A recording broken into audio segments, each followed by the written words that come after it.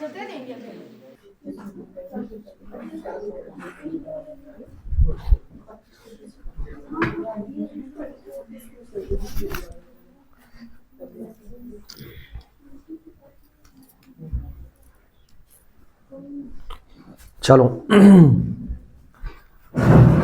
कोशिश करेंगे कि आज समस्त जितने भी चैप्टर हैं, ठीक है ना, जहां से 2-2 अंक के क्वेश्चंस बनने वाले हैं, वो समस्त क्वेश्चंस को अपन देखेंगे, ठीक है। फिर बाकी जो होगा देखा जाएगा। पहले चैप्टर से, ठीक है, 2 अंक के क्वेश्चन के लिए सिर्फ 2 से 3 चीजें बननी चाहिए, ठीक है। पहले तो HCF और LCM बनना चाहिए, तुमसे निकालते HCF और LCM निकालते बन जाना चाहिए, 2 अंक के लिए आएगा। और एक बहुत ज्यादा होगा तो जो 6 पावर n वाला है एक क्वेश्चन वो आ जाएगा, ठीक है। बाकी कहीं पे कोई दिक्कत नहीं है, ठीक है ना, सिर्फ इतना ही है। 2 नंबर में पहले प्रश्न वाली से आएगा, इसके अतिरिक्त कहीं से ना आएगा। देखो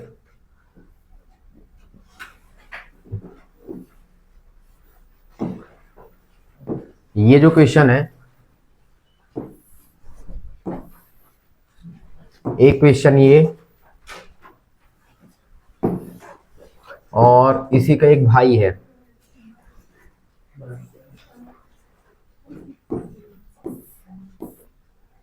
उसका भाई यहां पे प्रेजेंट है।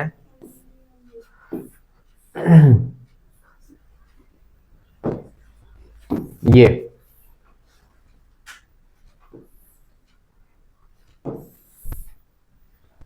ठीक, ये 2 क्वेश्चन फेमस क्वेश्चन है, 2 अंक के लिए यही आएंगे, ठीक है। अगर आ रहे हैं तो ये आएंगे, क्योंकि मुझे लगता है कि पिछले सेशन में कोई एक दोनों में से कोई एक आया था शायद, ठीक है। तो हो सकता है कि ये आ ही जाए, ठीक है। अच्छा ध्यान से सुनना, इसका रीजन क्या है। देखो प्रश्न का कहना ये है, सीधी बात है, प्रश्न का कहना ये है, क्या कोई संख्या, जांच कीजिए कि किसी प्राकृतिक संख्या n के लिए, प्राकृतिक संख्या मतलब n कोई ऐसा मान है क्या 1 से लेके अनंत तक में, ऐसा कोई मान है, ऐसी कोई संख्या है कि हम 6 के घात में रख दें या 4 के घात में रख दें, 4 के घात में कोई संख्या अगर हम रख रहे हैं तो कहां खत्म हो जाए, मतलब इकाई का अंक कहां खत्म होना चाहिए, 0 पर खत्म होना चाहिए। ये रीजन पूछा है कि जैसे देखो कहने का ये मतलब है, पहले बात को समझ लो तो सारी चीजें, जैसे 6 है तो 6 घात में 1 रखें तो कितना आएगा, 6 कम 6, अगर 2 रख दी तो 6 छंगा 36, 3 रख दी तो 6 छंगा 36 छंगा 216, ऐसे बढ़ता जाएगा। तो ये जो n है, रियल में सूत्र क्या था, अगर एक हिसाब से देखा जाए तो 6 पावर n है, और n की जगह हम 1 2 3 4 कंटिन्यू रखते जा रहे हैं। तो प्रश्न ये पूछ रहा है कि n, ये जो 1 2 3 4 5 6 हम रख रहे हैं, क्या कोई ऐसी संख्या निकल के आ रही है कि लास्ट में इसका, जब हम देखो जब हम इसका आपस में गुणा करें तो लास्ट में क्या इकाई का अंक क्या आ जाए, इकाई के अंक में 0 आए, ठीक है। लास्ट में क्या आना चाहिए, 0। ऐसी कोई संख्या है कि हम यहाँ पे 6 के घात में रख दें तो इकाई का अंक जो भी आ रहा है वो क्या आ जाए, 0 निकल के आए। जांच कीजिए कि किसी प्राकृतिक संख्या के लिए संख्या 6 पावर n अंक 0 पर समाप्त हो सकती है। ये आपको प्रश्न पूछ रहा है आपसे कि जैसे हम यहाँ पे 1 2 3 4 5 6 ऐसे रख रहे हैं, तो क्या ऐसी कोई संख्या निकल के आ रही है कि हम यहाँ पे रख दें, 6 के पावर में उस संख्या को रखें और जब हम आपस में गुणा करें तो कितना आना चाहिए, लास्ट में इकाई का अंक 0 आ जाए, ठीक है। मतलब वो संख्या 0 पर समाप्त हो, कहने का ये मतलब है। तात्पर्य समझ रहे हो ना कि क्या तात्पर्य है क्वेश्चन का। तो सिर्फ इतना सा, जैसे देखो 6 के घात में 1 मतलब 6, और 6 के घात में 2 मतलब 6 गुणा 6 तो 36, 3 बार करेंगे तो 6 गुणे 6 गुणे 6 मतलब कितना हो गया, 216, 4 बार करेंगे तो 6 का 4 बार गुणा, 6 का 5 बार गुणा। तो क्या हम पावर में ऐसी कोई संख्या रखें कि गुणा करने के पश्चात लास्ट में क्या इकाई का अंक क्या है, 0 है। तो हम इतनी सारी अनंत संख्याओं को रख के तो यहाँ चेक नहीं कर सकते, ठीक है, कि 4 रखें फिर 5 रखें फिर 10 रखें, ठीक है। मान लो 100 रख दिए तो 6 का 100 बार गुणा करेंगे तो संख्या पूरी जिंदगी गुणा ही करते रह जाएंगे फिर इस केस में, है ना। तो इसके लिए एक बहुत ही सिंपल सा तरीका है। उसके लिए तरीका क्या है, स्टेटमेंट अपन रख लेते हैं कि यदि कोई संख्या मान लो यदि कोई संख्या 0 पर समाप्त होती, मतलब लास्ट में इकाई का अंक क्या आ जाए, 0 आ जाए। यदि कोई संख्या 0 पर समाप्त होती है, दुनिया की कोई भी संख्या आप ले लो, दुनिया की कोई भी संख्या, ठीक है, अगर आप ले रहे हो, अगर वो संख्या 0 पर समाप्त हो रही है, कहां समाप्त हो रही है, 0 पर समाप्त हो रही है, तो इसका साफ मतलब है कि वो संख्या 5 से विभाजित हो जाएगी, ठीक है। तुम कुछ भी ले लो, अच्छा वो 5 से ही नहीं 2 से भी विभाजित होगी, ठीक है, लेकिन 2 के साथ साथ 2 तो ठीक है, लेकिन 2 के साथ साथ तुमको क्या ध्यान रखना है कि 5 से भी वो क्या होगी, विभाजित होगी। और अगर वो 5 से विभाजित हो रहा है तो इसका मतलब यह है कि उसका अभाज्य गुणनखंड 5 भी है। ठीक, तुम दुनिया की कोई भी संख्या सोच लो। ठीक, देखो सबसे बड़ी चीज जानते हो क्या है, रटना नहीं है, पहले प्रश्न को बिल्कुल इंटरनली समझना है, फील करना है कि रियल में यार हाँ ऐसा हो सकता है कि नहीं हो सकता है। ठीक है, रियल में सबसे ज्यादा जब पता है, जब तुम फील करोगे ना, इंटरनली फील करोगे, तो तुमको पता है मैथ जो है ना सबसे आसान लगने लगेगा। लेकिन अगर तुम सोच रहे हो ऐसे हवा हवाई वाला सोचोगे ना तो तुमको बोरिंग लगेगा। ठीक ना, समझ में नहीं आना है, बोरिंग टाइप में लगता है। ठीक है, अच्छा जब कोई चीज समझ में नहीं आती तो बोरिंग लगने लग जाता है। ठीक ना, फिर पढ़ने का मन नहीं करता। तो पहले चीज सबसे ज्यादा जरूरी ये है कि हम उस चीज को समझने का प्रयास करें, इंटरनली समझें कि हाँ रियल में ऐसा ही है या ऐसा नहीं है। ठीक है, तो प्रश्न का कहना है चाहे 6 के पावर n ले लो चाहे 4 के पावर n ले लो, एक ही क्वेश्चन है, सेम पैटर्न का क्वेश्चन है। ठीक ना, प्रश्न ऐसे ही बना के रखेगा। ठीक है, तो प्रश्न आपसे ये कह रहा चाहता था कि 4 की घात में जो n है या 6 की घात में जो n है, n मतलब नेचुरल नंबर, प्राकृतिक संख्या। अब प्रश्न का कहना यह है कि तुम इसमें 1 2 3 4 रख के चेक करो। ठीक है, कि क्या ऐसी कोई संख्या मिलती है कि जब हम गुणा कर रहे हो, मतलब जैसे मान लो अभी 6 की घात में हमने रखा, 6 की घात में n में जब हम 1 रखेंगे तो 6 का घात 1, 6 घात 2, 6 घात 3, तो ये हुआ 6 कम 6। ठीक है, ये हुआ 6 छंगा 36, ये हुआ 6 छंगा 36 छंगा 216। मान लो 4 घात में रख रहे हैं तो ये 4 पावर n में अगर हम मान लो रख रहे हैं तो 4 पावर 1, तो मतलब कितना हुआ तुम्हारे पास इस केस में 4 1 कम 4, 2 रख देंगे तो 4 चौको 16, 3 रख दिए तो 4 चौको 16 सॉरी 4 चौको 16 चौको 64। ऐसे तो जब हम रख रहे हैं यहाँ पे n के जगह हम 1 2 3 4 5 रख रहे हैं, तो क्या ऐसी कोई संख्या निकल के आ रही है कि हम जब गुणा कर रहे हो तो शून्य आ जाए लास्ट में, इकाई का अंक मतलब ये जो मिल रहा है परिणाम इसमें शून्य लास्ट में निकल के आए, ऐसा कोई संख्या है? तो हम कहाँ तक चेक कर सकते हैं भाई, हम तो 2-4 चेक कर सकते हैं ना। ठीक है, बाकी तो संख्याएं तो ऐसे भी इन्फिनिट है। ठीक ना, इन्फिनिट संख्या तो हम कहाँ तक चेक करेंगे, कर सकते हैं क्या? नहीं कर सकते। तो इसमें कंडीशन अप्लाई किए। क्या कंडीशन अप्लाई किए कि अगर हमारे पास देखो कंडीशन ये अप्लाई होता है कि अगर कोई भी संख्या शून्य पर समाप्त हो रहा है, देखो जैसे 10 ले लिए, शून्य पर समाप्त हुआ तो इसका मतलब ये 5 से विभाजित होगा, 5 का भाग दे दो पूरा पूरा जाएगा, पूरा 5 का भाग जाएगा। ठीक है, अच्छा देखो शून्य पर समाप्त की तो कितना हुआ 20, 5 से डिवाइडेबल है। तो मान लो कुछ भी ले लो, ये देखो 2460 लिए, लास्ट में बस शून्य तुम रख दो, संख्या तुम चाहे कुछ भी ले लो, लास्ट में शून्य रख दो, देखना पूरा पूरा भाग जाएगा। अगर तुम 5 भाग दो तो देखो कितना जाएगा तुम्हारे पास, 5 चौको 20, 4 बचा और कितना हो गया 6 46 हुआ, तो कितना हो जाएगा 5 नमा 45 और 1 और 0 कितना हो जाएगा 10, मतलब 5 दूनी कितना हो गया 50, यानी कि कितना सॉरी 5 दूनी कितना हुआ 10। ठीक है, तो ये कितना हो गया 492 आ गया, तो पूर्णतः डिवाइड हो जाएगा। यदि कोई संख्या शून्य पर समाप्त हो रही है तो इसका साफ मतलब है कि वो संख्या 5 से विभाजित होगी, और अगर 5 से विभाजित हो रही है तो 5 ही उसका एक अभाज्य गुणनखंड है, एक अद्वितीय अभाज्य गुणनखंड बनता है। अद्वितीय मतलब उसके समान फिर दूसरा नहीं हो सकता है। ठीक है, मतलब कुल मिला के वही है। ठीक है, तो ये आपसे पहले कॉन्सेप्ट पता होना चाहिए, बस इतना सा रटना है, दिमाग में फीड करना है कि यदि कोई संख्या शून्य पर समाप्त हो रही है तो वह संख्या 5 से विभाजित होगी और उसका एक अभाज्य गुणनखंड क्या होगा 5 होगा। ठीक है, एक उभयनिष्ठ अभाज्य गुणनखंड 5 होगा, और अगर 5 तुमको नहीं मिला तो वो संख्या शून्य पर समाप्त नहीं हो सकती। तो हम चेक भी करते हैं कि ऐसा है कि नहीं है। ठीक है, तो जब हम चेक करते हैं तो चलिए देख लेते हैं कि कैसे। अब इसको लिखने का तरीका जितना बोल दिया सिर्फ उतना ही करना भी है, इसके अतिरिक्त कुछ भी नहीं है। ठीक, अब देखिए मैंने क्या कहा कि यदि कोई संख्या शून्य पर समाप्त होगी तो वो संख्या 5 से विभाजित होगी और उसका उभयनिष्ठ अभाज्य गुणनखंड कितना होगा 5 होगा। तो चलिए देखते हैं, चेक करते हैं अपन। ठीक, तो जब ये दोनों क्वेश्चनों के लिए सेम स्टेटमेंट है, आपको लिखने का तरीका क्या होना चाहिए, आप सीधे 6 पावर n देखें या 4 पावर n देखें तो आप क्या लिखेंगे हल, और आप क्या लिखेंगे दिया है। ठीक, क्या दिया है तो आप लिखेंगे संख्या। ठीक है, आपके पास संख्या प्रोवाइड है 4 पावर n, अभी मैं 4 पावर n वाला बता रहा हूं। ठीक है, अच्छा जब 4 पावर n वाला है अपने पास तो देखो 4 को हम क्या लिख सकते हैं 2 गुणते 2, और ये पावर भी हमारे पास क्या लगा है n। ठीक है, अब यहाँ पे देखो 2 2 ये कितना, हम इसको क्या लिख सकते हैं 2 का स्क्वायर, पावर में क्या है n। अब देखो इसका हम जब देखो पावर में पावर का गुणा हो जाता है तो क्या हो गया 2 की पावर कितना हो गया 2n। ठीक, अब आप ये बताइए यहां पे ये आया, ठीक समझते जाइएगा, क्या यहां पे 5 आपको देखने के लिए मिला? ठीक, नहीं मिला, मिल रहा हो तो बताइए, नहीं मिला तो आपका स्टेटमेंट यहां से बनना स्टार्ट हो जाएगा। क्या आप स्टेटमेंट बनाएंगे, ठीक, कि यदि कोई संख्या शून्य पर समाप्त होती है, ठीक ना, तो उसका अभाज्य गुणनखंड क्या होगा, 5 होगा। या फिर आप पहले ये बताइए कि यदि कोई संख्या शून्य पर समाप्त होती है तो वह संख्या 5 से विभाजित होगी। ठीक है, आपको ये स्टेटमेंट यहां पे लिखना पड़ेगा। ठीक, आप क्या लिखेंगे, यदि कोई संख्या, यदि कोई संख्या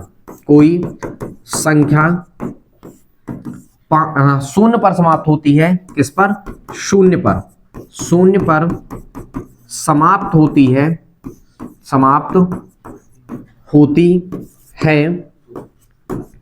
तो वह संख्या 5 से विभाज्य होगी या विभाजित होगी।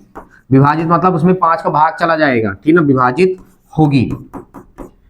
ठीक, किंतु यहां, ठीक है, अब देखो 5 से विभाजित होगी और उसका एक अभाज्य गुणनखंड 5 होगा। ठीक है, विभाजित होगी और उसका, और उस संख्या का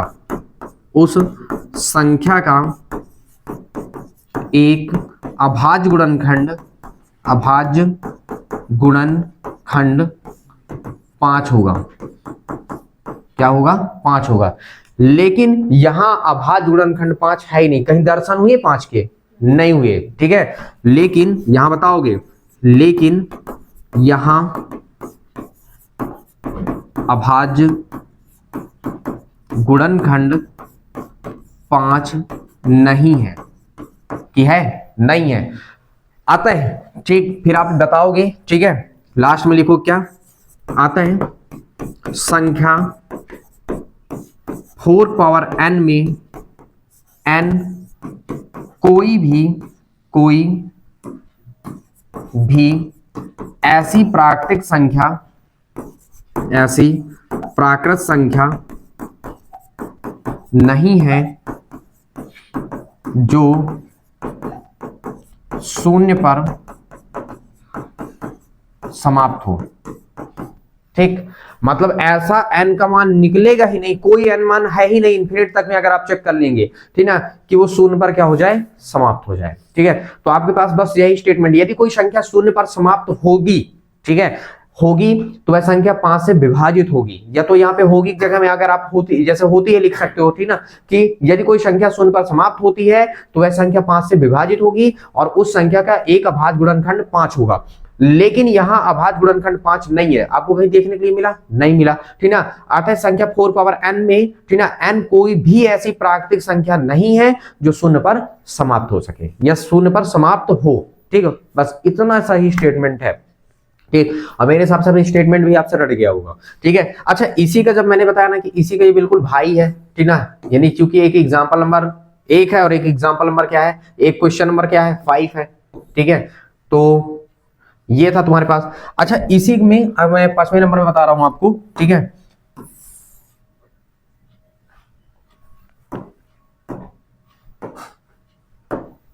अब देखो, अगर आप 5वें नंबर को हल कर रहे हो तो आप 5वें नंबर में भी तो यही लिखोगे। ठीक है, क्या लिखोगे, दिया है। अच्छा, दिया है तुम्हारे पास, क्या दिया गया है अगर हम देखते हैं। ठीक है, तो संख्या तुम्हारे पास कितना बेटा, संख्या, अब बस ये है कि 6 पावर n लग गया है। ठीक है, बाकी 4 पावर n 6 पावर n आ गया। अच्छा, अब यहाँ पे देखिए, इसको हम क्या लिखेंगे, 2 गुणे 3 ही तो लिख पाएंगे ना, इसके अतिरिक्त तो कुछ लिख नहीं सकते। अच्छा, इसमें क्या था कि दो वही संख्या, तो 2 घाते 2 चढ़ा दिए, यहाँ पे तो वही संख्या नहीं, अलग अलग संख्या ना, तो इसका मतलब हम दोनों के घात में अलग अलग, तो यानी 2 के घात में भी n चढ़ गया और 3 के घात में भी क्या चढ़ गया, n चढ़ गया, अलग अलग हो गया। अब आप बताइए, यहाँ पे कोई क्या आपको 5 दिखा, 5 दिखा क्या, नहीं दिखा, तो आप यहाँ पे सेम स्टेटमेंट, कोई चेंजेस नहीं होता है। ठीक है, स्टेटमेंट बिल्कुल हूबहू अपन रखते हैं। मैं यहां पे लिख देता हूं। ठीक है, कोई दिक्कत, चलो रुकना, इसको मैं ऊपर कर देता हूं। ठीक, और इसको मैं कॉपी कर लेता हूं। ठीक, ये लीजिए, देखो सेम स्टेटमेंट, यदि कोई संख्या शून्य पर समाप्त होगी तो वह संख्या 5 से विभाजित होगी और उस संख्या का एक अभाज्य गुणनखंड 5 होगा। लेकिन यहाँ अभाज्य गुणनखंड 5 नहीं है। अतः अब ये बस इतना सा काम है कि अतः जब आप लिख रहे हैं तो 4 पावर n के जगह कितना हो जाएगा, बस इतना सा काम है। आता है संख्या 6 पावर n में n कोई भी ऐसी प्राकृतिक संख्या नहीं है जो समाप्त शून्य पर क्या हो, समाप्त हो। बस इतना सा चेंजेस करना है आपको, ठीक, और कोई दिक्कत नहीं। 6 पावर n क्या, 4 पावर n क्या, किसी भी पावर में n तुम लगाओगे, ठीक है, तो उसमें अगर मान लो जैसे यहाँ पे तो 2 ही दिया है, अगर इसके जगह में कोई चेंजेस भी कभी कर दिया ना, तब भी तुम्हारा स्टेटमेंट यही रहेगा। आई बात समझ हम क्या कह रहे हैं? तो ये कंडीशन है, ठीक है। वैसे वो ऐसी संख्याओं से ही वो करवाएगा, क्योंकि 5 की घात पर नहीं देगा तुमको, क्योंकि 5 की घात में अगर रख देगा तो 5 से विभाजित हो जाएगा, ठीक है, तो फिर वो 2 से विभाजित नहीं होगा, ठीक है। 5 वाला 2 से कैसे विभाजित हो सकता है ना, तो फिर 2 वाला कंडीशन लिखना पड़ेगा, पर तुमको आउट ऑफ कोर्स नहीं देगा, वो यही देगा। आई बात समझ में कैसे लिखना है, करना है? तो मेन कॉन्सेप्ट इसका सिर्फ और सिर्फ यही है, ठीक। और हो सकता है कि ये तुमसे बन जाए, हो सकता है क्या बन ही जाना चाहिए, ठीक है। तो ये बन जाएगा, स्टेटमेंट लिख लोगे ना, ठीक है, ठीक है। अब देखते हैं नेक्स्ट, या तो ये हो गया। अच्छा, इसके पश्चात अगर हम देखें,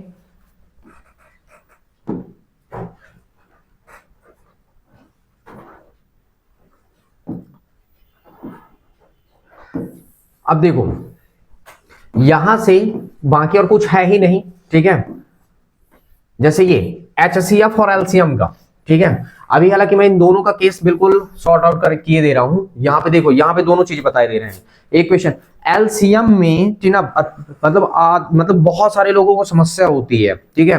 अच्छा, समस्या ये होती है ना, तो LCM के लिए मैं पता है एक सबसे आसान कॉन्सेप्ट है, बाकी अगर देखो याद करने का तरीका है और कुछ नहीं, ठीक है। अगर किसी को दिक्कत जा रही कि हम LCM नहीं निकाल पा रहे हैं, ठीक है, या हम HCF निकालना भूल जा रहे हैं, कुछ दिन के कुछ देर के लिए तो ठीक है बन जा रहा है, नहीं तो भूल जा रहा है, तो LCM में पता है कैसे, आप दिमाग में रखिए ऐसे। L का मतलब हो गया लंबा, बड़ा। L का मतलब क्या हुआ, लंबा या बड़ा, ठीक है। तो इस L से लंबा या बड़ा आप दिमाग में रख लीजिए। लंबा हुआ, लंबा मतलब क्या हुआ, बड़ा। देखो LCM या HCF कॉमन संख्या, मतलब जो संख्याएं होगी तीन ही, 2 या 3 संख्याओं का हम निकालते हैं, 2 संख्या, 3 संख्या, 4 संख्या। LCM जो है, ये HCF जो है, यानी 2 संख्या से अधिक संख्याओं का निकालेंगे, चाहे 2 संख्या हो, चाहे 3 संख्या हो, चाहे 4, 5 कुछ भी हो, ठीक है। तो LCM का मतलब सिर्फ इतना है, L का मतलब ऐसे दिमाग में रखो कि लंबा, लंबा यानी बड़ा। उन संख्याओं में कॉमन संख्या की सबसे बड़ी घात लेते हैं। क्या लेते हैं, कॉमन संख्या की सबसे बड़ी घात और बची हुई सब संख्या का गुणा, ठीक है। मतलब आप सिर्फ इतना दिमाग में रखिए कि कॉमन, उनमें जब हम जो संख्या निकालेंगे ना भाज्य गुणनखंड से, उनमें कॉमन संख्या की बड़ी घात, क्या बताया मैंने, कॉमन संख्या की बड़ी घात,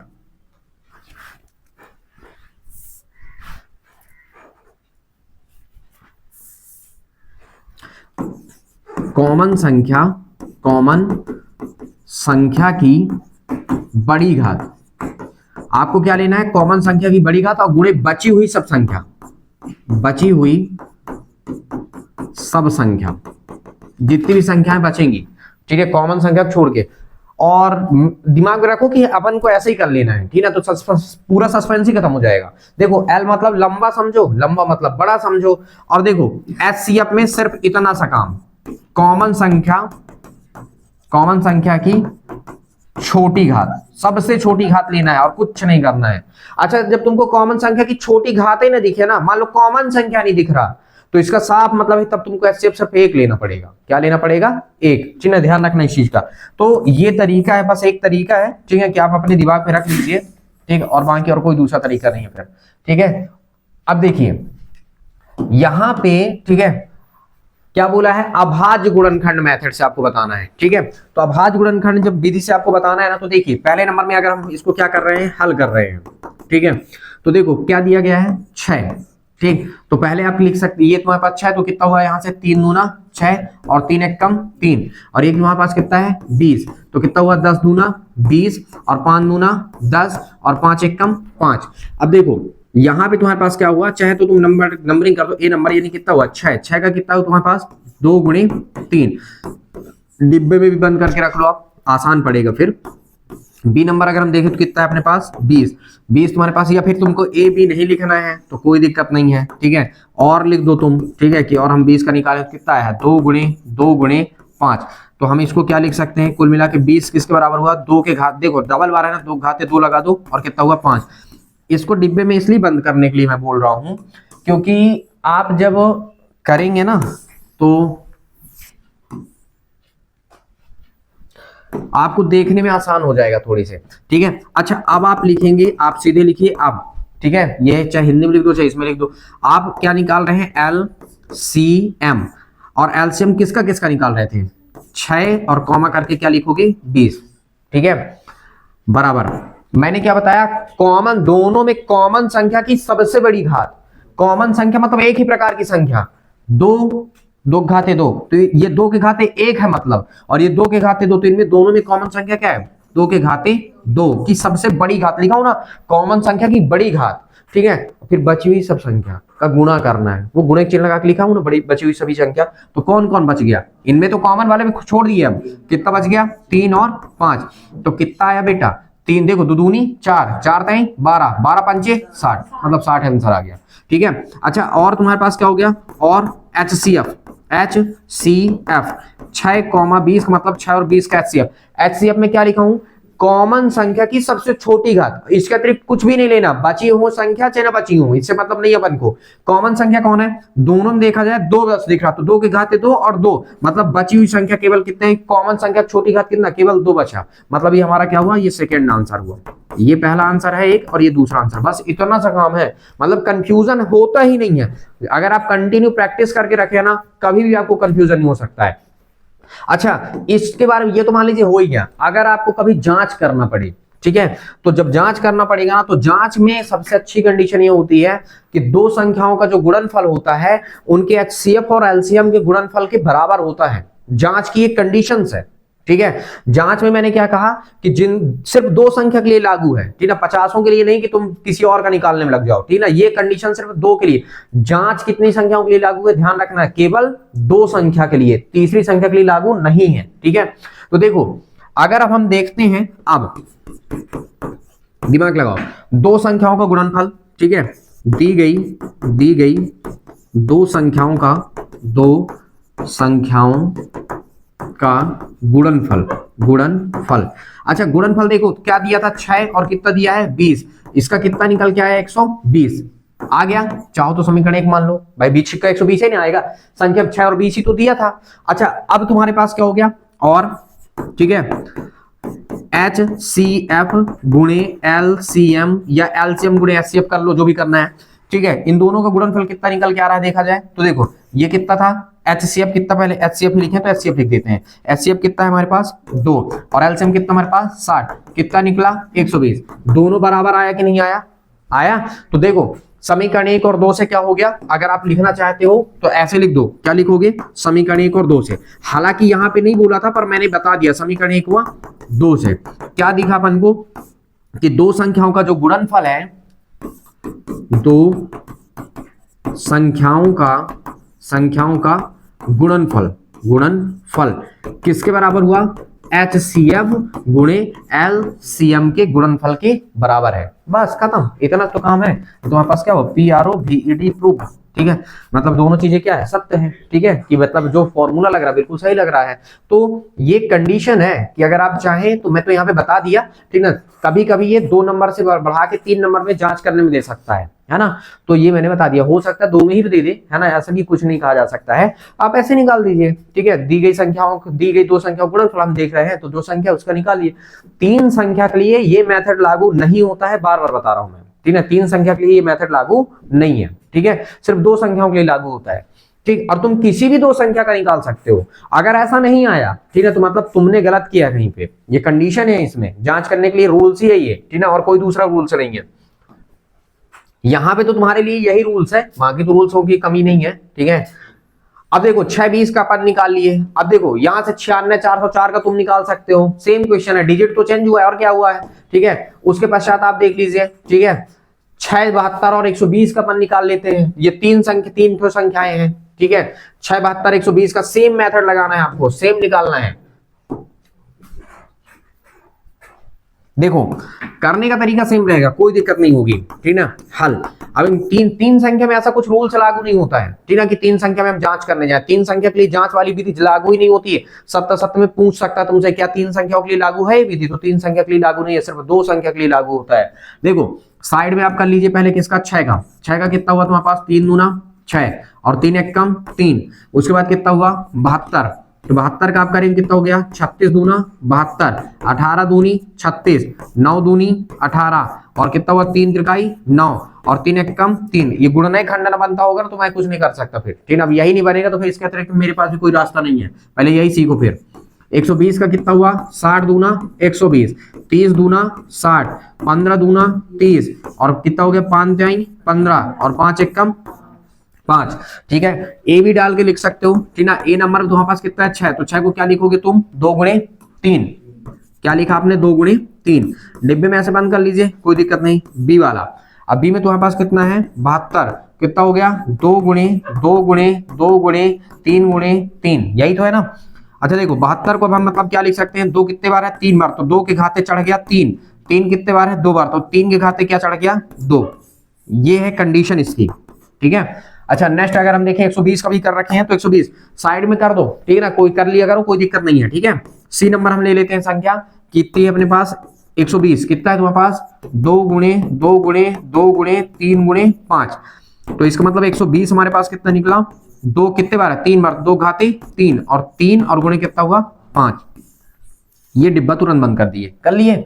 अब देखो हमको लिखने का तरीका वही पता है, अब आप लिखो क्या, अब आप क्या निकाल रहे हो LCM, ठीक है। तो कितना हुआ 6 72 120, ठीक है। L मतलब सबसे लंबा, मतलब लंबा मतलब बड़ा, ठीक है। आप ऐसे ध्यान कर लो, ठीक है, क्योंकि देखो भूल सबसे जाता है, एक तरीका है और कोई तरीका नहीं है दूसरा, ठीक है ना, कि आप अपने हिसाब से किस तरह से याद कर सकते हैं। लंबा मतलब बड़ा, तीनों संख्या में सब मतलब तीनों संख्याओं में कॉमन संख्या की सबसे बड़ी घात, कॉमन संख्याएं जितने भी मिल जाए तुमको, कॉमन संख्या देखो क्या है 2 2 2, तो 2 2 2 में अगर हम देखें तो सबसे बड़ी घात क्या 2 घाते 3, 2 घाते 3 मतलब 2 तो बिल्कुल समान है, ठीक है, एक तो छोटा है, तो हम सबसे बड़ी संख्या लेंगे क्या 2 के घाते 3, कॉमन संख्या की सबसे बड़ी घात यही है। और कोई कॉमन संख्या है क्या, ये भी देखते हैं 3 3 3, तो 3 में देखो 3 के घाते 2, इसमें क्या है कॉमन संख्या में सबसे बड़ी घात है, तो 3 के घाते आप क्या लिख दिए 2, ये भी लेना है। जितनी संख्याएं कॉमन मिलेगी सबको लेना पड़ेगा, मतलब अब तो कॉमन संख्या कुछ नहीं ना, तो बची हुई सब संख्या, अब बचा कौन, अकेला बेचारा 5 बच गया, ठीक है। 2 के घाते 3 का मतलब क्या, कुछ लोग 2 के घाते 3 का मतलब 6 समझते हैं, ठीक है ना, 3 बार गुणा करना 2 का आपस में, 2 दूनी 4 दूनी 8 और 3 त्रिकाई 9 और ये कितना 5, दिमाग लगाओ 8 पंचे 40 और 4 नहीं 36 मतलब 360, ये पहला आंसर आ गया। आई बात समझ में, फर्स्ट आंसर है ये। अच्छा सेकंड नंबर में तुम्हारे पास अगर हम देखते हैं, जैसे ये तुम्हारे पास निकल गया क्या एलसीएम, और तुम्हारे अब हम निकालते हैं, और हम क्या निकाल रहे हैं हम HCF 6 का, फिर कितना है तुम्हारे पास 72 का और फिर कॉमा करके 120 का। इसका रूल्स क्या है, इसका रूल्स सिर्फ इतना है कि इस कॉमन संख्या की सबसे छोटी घात, कॉमन संख्या क्या था 2 था, तो 2 में सबसे छोटी घात कौन है, केवल 2 है, ठीक है। कॉमन संख्या और कौन है 3 के घाते 2 और 3 की मतलब क्या लेंगे 3 लेंगे। अब बची हुई संख्या इसमें तो लेने नहीं है क्योंकि रूल्स में यही था कि कुछ नहीं करना है तुमको, तो कितना आ गया 3 दूना 6, ये आपका ये सेकंड आंसर कहलाया, बस इतना सा काम। अब 3 के लिए ये चीज लागू नहीं है कि हम जांच करें तो हम यहीं पे छोड़ देंगे, ठीक है। तो 2 नंबर में भी पूछ सकता है, 3 में भी पूछ सकता है, ठीक है, आप बगल में कर लीजिए कोई दिक्कत नहीं, ठीक है। नॉर्मल तरीके से मतलब अंक आप अर्जित कर ही सकते हैं, ठीक है, कोई दिक्कत नहीं होगी, कभी भी नहीं हो सकती है। आई बात समझ में, हमने क्या कहा, ये सब किसके लिए 2 अंक के लिए ही है।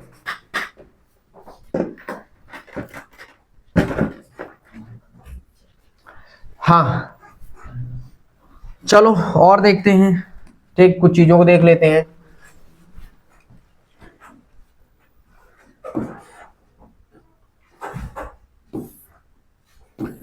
अब देखो ये तो वैसे भी बिल्कुल ना के बराबर है, ठीक है। गुणनखंड के लिए सिर्फ पता है अभाज्य गुणनखंड में कभी भी ये 5 में से कोई सा भी दे ही देगा, कभी कभी पता है कभी कभी चेंज भी कर देता है, ठीक है।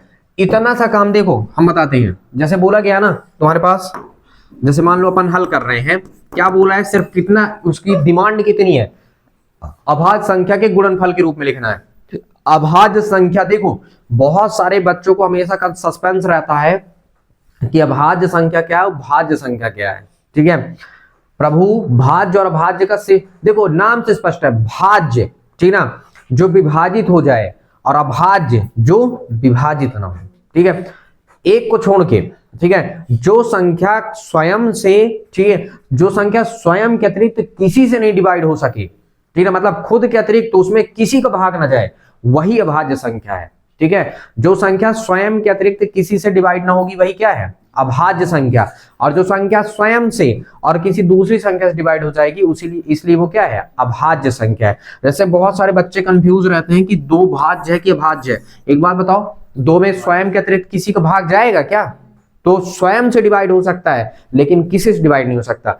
देखो, दो खुद के अतिरिक्त किसी से डिवाइड नहीं हो सकता, तीन जो है खुद के अतिरिक्त किसी से डिवाइड नहीं हो सकता, ठीक ना, पांच खुद के अतिरिक्त किसी से डिवाइड नहीं हो सकता है, सात खुद के अतिरिक्त किसी से डिवाइड नहीं हो सकता, ठीक है, 11 खुद से डिवाइड होगा, किसी डिवाइड। लेकिन कुछ लोग सोचते हैं 9 तुम्हारे पास है ना, 9 देखो, 9 पता है 3 से डिवाइड हो रहा है, खुद से डिवाइड हो रहा है, मतलब अतिरिक्त संख्या से डिवाइड हो रहा है। ठीक, तो 9 भाज्य संख्या है। विषम तो है, विषम का कॉन्सेप्ट क्या है, सम विषम का कॉन्सेप्ट क्या है कि दो का अगर पूरा पूरा भाग जा रहा है तो सम है, और दो का पूरा पूरा भाग नहीं जा रहा है तो विषम है। तो हम सम विषम की तो बातें नहीं कर रहे हैं, हम सिर्फ भाज्य भाज्य की बात कर रहे हैं। तो ऐसी संख्या जिसमें स्वयं के अतिरिक्त किसी का भाग नहीं जाता है उसे को हम क्या कहते हैं, अभाज्य संख्या कहते हैं। ठीक है, 13 बताओ, जो 13 है क्या वो क्या है, स्वयं के अतिरिक्त किसी से डिवाइड होगा क्या? 13 किसी से नहीं हो सकता है। ठीक है, उसके बाद तुम्हारे पास क्या हो गया, अगर हम 17 को देखें तो 17 खुद के अतिरिक्त किसी से नहीं, 19 को देखें तो 19 खुद के अतिरिक्त किसी से डिवाइड नहीं हो सकता है। ठीक है, 23 जो है वो खुद के अतिरिक्त किसी से डिवाइड नहीं हो सकता है, 21 हो जाता है, ठीक है, 7 और 3 से हो जाएगा, वो खुद से हो जाएगा। तो ऐसी समस्त संख्याएं जो स्वयं के अतिरिक्त किसी से डिवाइड नहीं होती हैं उन्हीं को हम क्या कहते हैं, उन्हीं को हम कहते हैं क्या, अभाज्य संख्या। तो प्रश्न ये कह रहा है कि तुम अभाज्य संख्या के गुणनफल के रूप में बनाओ उसको। ठीक है, अच्छा यही पता अंकगणित का प्रमेय भी है कि प्रत्येक भाज्य संख्या को अभाज्य संख्या के गुणनफल के रूप में हम लिख सकते हैं। वही क्या है तुम्हारे पास, देखो अब यहाँ पे कॉन्सेप्ट तुम्हारे पास क्या निकल के आया। जैसे ये, जैसे मान लेते हैं थोड़ी देर के लिए कोई भी अपन उठा लेते हैं, जैसे मान लो 156 को उठा लिए, ठीक ना, किसी एक ही बता देता हूं मैं।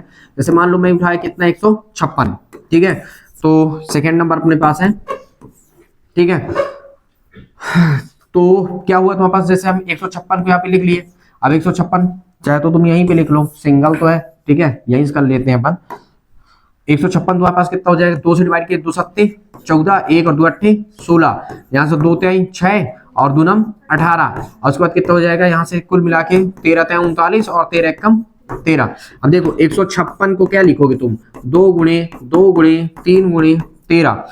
अब ये तुम्हारे पास कितना होगा, 2 के घाते 2 और यहाँ से 3 और कितना हुआ यहाँ से 13, और ये कितना निकला 156। अब ये तुम्हारे पास, अब आप बताओ, 2 को देखो तो 2 अभाज्य है, 3 को देखो अभाज्य है, 13 को देखो अभाज्य है, क्या भाज्य है ये? लेकिन 156 भाज्य था, तभी तो अभाज्य। तो प्रत्येक भाज्य संख्या को अभाज्य संख्या के गुणनफल के रूप में लिखा जा सकता है। ये अंकगणित का आधारभूत प्रमेय भी है। और बस इतना उत्तर ही है तुम्हारा, ये तुम्हारे पास क्या हुआ, ये तुम्हारा क्या कहलाया, आंसर। बस इतना सा काम है और कुछ नहीं है। बस इतने में से कोई ना कोई पूछ लेगा तुमसे, 2 अंक में पूछा है, पिछली बार आया था, ठीक है, 2023 और 2024 के पेपर में 140 का बार बार पूछा है। ठीक है, मतलब एक बार भी नहीं, 2 बार क्वेश्चन रिपीट हुआ है। ठीक है, तो ध्यान रखना, बस इतना सा काम है और कोई सा नहीं है। अब देखो ये हुआ तुम्हारे पास, या फिर तुम्हारे पास क्या हो जाएगा, एक ये बहुत ही अच्छा क्वेश्चन है। जैसे अभी उससे पहले मैंने बता दिया, 2 संख्याएं दी गई हैं, एचसीएफ निकालना, एलसीएम निकालना, गुणनफल भी ज्ञात करना है। ये भी ये सूत्र का काम करता है आपका, 2 संख्याओं का गुणनफल बराबर एचसीएफ गुणे एलसीएम। क्या ऐसा आ रहा है? तो आप देख सकते हो, बन जाना चाहिए। अभी एक तो बता भी चुका, 3 संख्या वाला भी बता चुका मैं आपको। ठीक है, अच्छा चौथा नंबर क्वेश्चन काफी अच्छा है, 5वां भी आपको बता चुका, 5वां और 6वां, मतलब ये चौथा और 6वां नंबर क्वेश्चन बहुत ही अच्छा क्वेश्चन है। ठीक है, ये तो काफी मोस्ट इंपॉर्टेंट क्वेश्चन है। ठीक है, ये वाला, और मेरे हिसाब से अगर कोई लगाया होगा ना तो 100% उससे याद होगा। ठीक है, देखो यहां पे क्या कॉन्सेप्ट है, हल क्या दिया है आपके पास, देखिए दिया है, क्या दिया गया है, HCF। किसका किसका HCF है, संख्याएं क्या है, 306 और 657। समझ गए, ये संख्याएं हैं अपने पास, तो इसका HCF पहले से बता रखा है 9। हमारे हम लिख देंगे क्या, संख्याएं। हमारे पास संख्याएं क्या है, संख्याएं जो है हमारे पास वो रियल में 306 और 657 है, 2 संख्या हमारे पास है। ठीक है, ये हमारे पास कॉन्सेप्ट में है। ठीक है, अच्छा अब प्रश्न क्या कह रहा है, एलसीएम ज्ञात करना है, तो कर लेते हैं ना भाई एलसीएम। आपको ये सूत्र पता है कि नहीं पता है, बताओ आप, क्या पता है कि दो संख्याओं का गुणनफल बराबर क्या होता है, उसी के एचसीएफ और उसी के एलसीएम के बराबर होता है। तो एचसीएफ, तो यहां पे हम डाल देते हैं किसका एचसीएफ निकालेंगे 306 का और 657 का, और एलसीएम, तो एलसीएम तुम्हारे पास किसका एलसीएम अपन निकाल रहे हैं, देखो एलसीएम किसका निकालेंगे, इन्हीं का तो निकलेगा 306 का और 657, तो हमने ब्रैकेट में नाम दे दिया है। अब बताओ तो यहाँ पे देखो नॉर्मल तरीके से देखो, इन दोनों का गुणनफल मतलब किसका किसका गुणनफल, 306 और 657 का गुणनफल, और इसका मान पूरा टोटल कितना दिया गया है 9, और गुणे में तुम्हारे पास कितना हुआ एलसीएम, इसी का एलसीएम 306 का और किसका 657, इनका एलसीएम याद कर रहे हैं। तो बेटा एक बात बताओ, गुणांक हमेशा कहाँ जाता है, बटे में, तो तुम्हारे पास कितना हुआ एलसीएम कितना हुआ 306 गुणे 657 और बटे कितना हुआ 9। अगर अब आप जब बार बार जब इसको किए रहते हो ना तो इसका आंसर भी याद हो जाता है। अगर आप किए होंगे तो कितना आता है 22 38 22 33 8, यही आता है ना। ठीक, बस ये आंसर आपका चेक करने वाले को पता हो गया, ठीक है, कि आपने कहीं तो किया होगा। ठीक है, क्या मतलब है काटने का, ठीक है, इसका मतलब हमने गुणा करके भाग दे दिया, ठीक ना, चेक हो गया, नंबर पूरे मिलेंगे, कोई दिक्कत नहीं, समझ गए, 2 नंबर के लिए। ठीक है, ये कंडीशंस है, ठीक है, सवाल ऐसे ही हल होंगे, ठीक है, कोई दूसरा ऑप्शन नहीं है। ठीक है, ये था। अच्छा एक क्वेश्चन और 2 नंबर के लिए मैंने बताया कि ये वाला, ठीक है, जो काफी अच्छा सवाल है, अगर आप एक आध बार किए रहते हैं, ठीक है, इस चैप्टर की ये लास्ट भी है, ठीक है, सॉरी ये वाला था, व्याख्या कीजिए। हालांकि अभी शायद प्री बोर्ड में ये दोनों सवाल को बिल्कुल ज्यों का त्यों उतार दिया था, पर मेरे हिसाब से आधा आधा पूछता है, ठीक ना, मतलब आधा ही पूछेगा, एक एक करके देता है कि इस संख्या को या इस संख्या को हम भाज्य क्यों कहें, कि हम ऐसा क्यों कहें कि भाज्य है। ठीक है, तो अगर हम किसी, देखो कंडीशन क्या है कि अगर हम किसी भी संख्या को भाज्य क्यों कह सकते हैं, या तो अभी हमने क्या अंकगणित का आधारभूत प्रमेय क्या कहता है, आधारभूत प्रमेय कहता है कि प्रत्येक भाज्य संख्या को अभाज्य संख्या के गुणनफल के रूप में लिख सकते हैं। तो अगर हम इसको अभाज्य संख्या के रूप में दिखा दिए, ठीक है, तो इसका मतलब ये संख्या क्या है, भाज्य संख्या होगी भाई, पहले गुणनफल के रूप में दे रखा है वो, ठीक है, तो भाज्य संख्या के रूप में मतलब बनाते, यानी कि यहाँ पे तुम्हारे पास गुणनफल के रूप में दिया गया है, तो इसको तुम क्या करो, कन्वर्ट करो, अभाज्य संख्या के रूप में दिखाओ, ये तो भाज्य संख्या के रूप में दिखाओ। तो चलो देखते हैं, पहले हल करने के तरीके में अभाज्य संख्या रूप में हम दिखा देते हैं। तो आप इसको करो हल, और नंबर 1 देखो, तुम देख लो, तो संख्या ऐसे लिख लो पहले कि संख्या तुम्हारे पास क्या है, संख्या दी गई है तुम्हारे पास कितना 7 गुणे 11 गुणे 13 गुणे 13। अब समझ में आ रहा है कि 13 क्या हो जाएगा कॉमन, तो कितना हो जाएगा 7 गुणे 11 गुणे 1, सॉरी यहाँ पे मैंने थोड़ी सी मिस कर दिया, ये गुणा नहीं बल्कि धन है, धन 13, ठीक, और ये, और यहाँ पे कितना बच्चा 1, दिमाग लगाओ, अगर 13 गुणा करें तो इसमें भी इंक्लूड हो जाएगा, इसमें भी इंक्लूड हो जाएगा, ठीक है, और कितना हो गया 13 और 11 सती 77, एकम 77, और धन कितना हुआ तुम्हारे पास ये 1।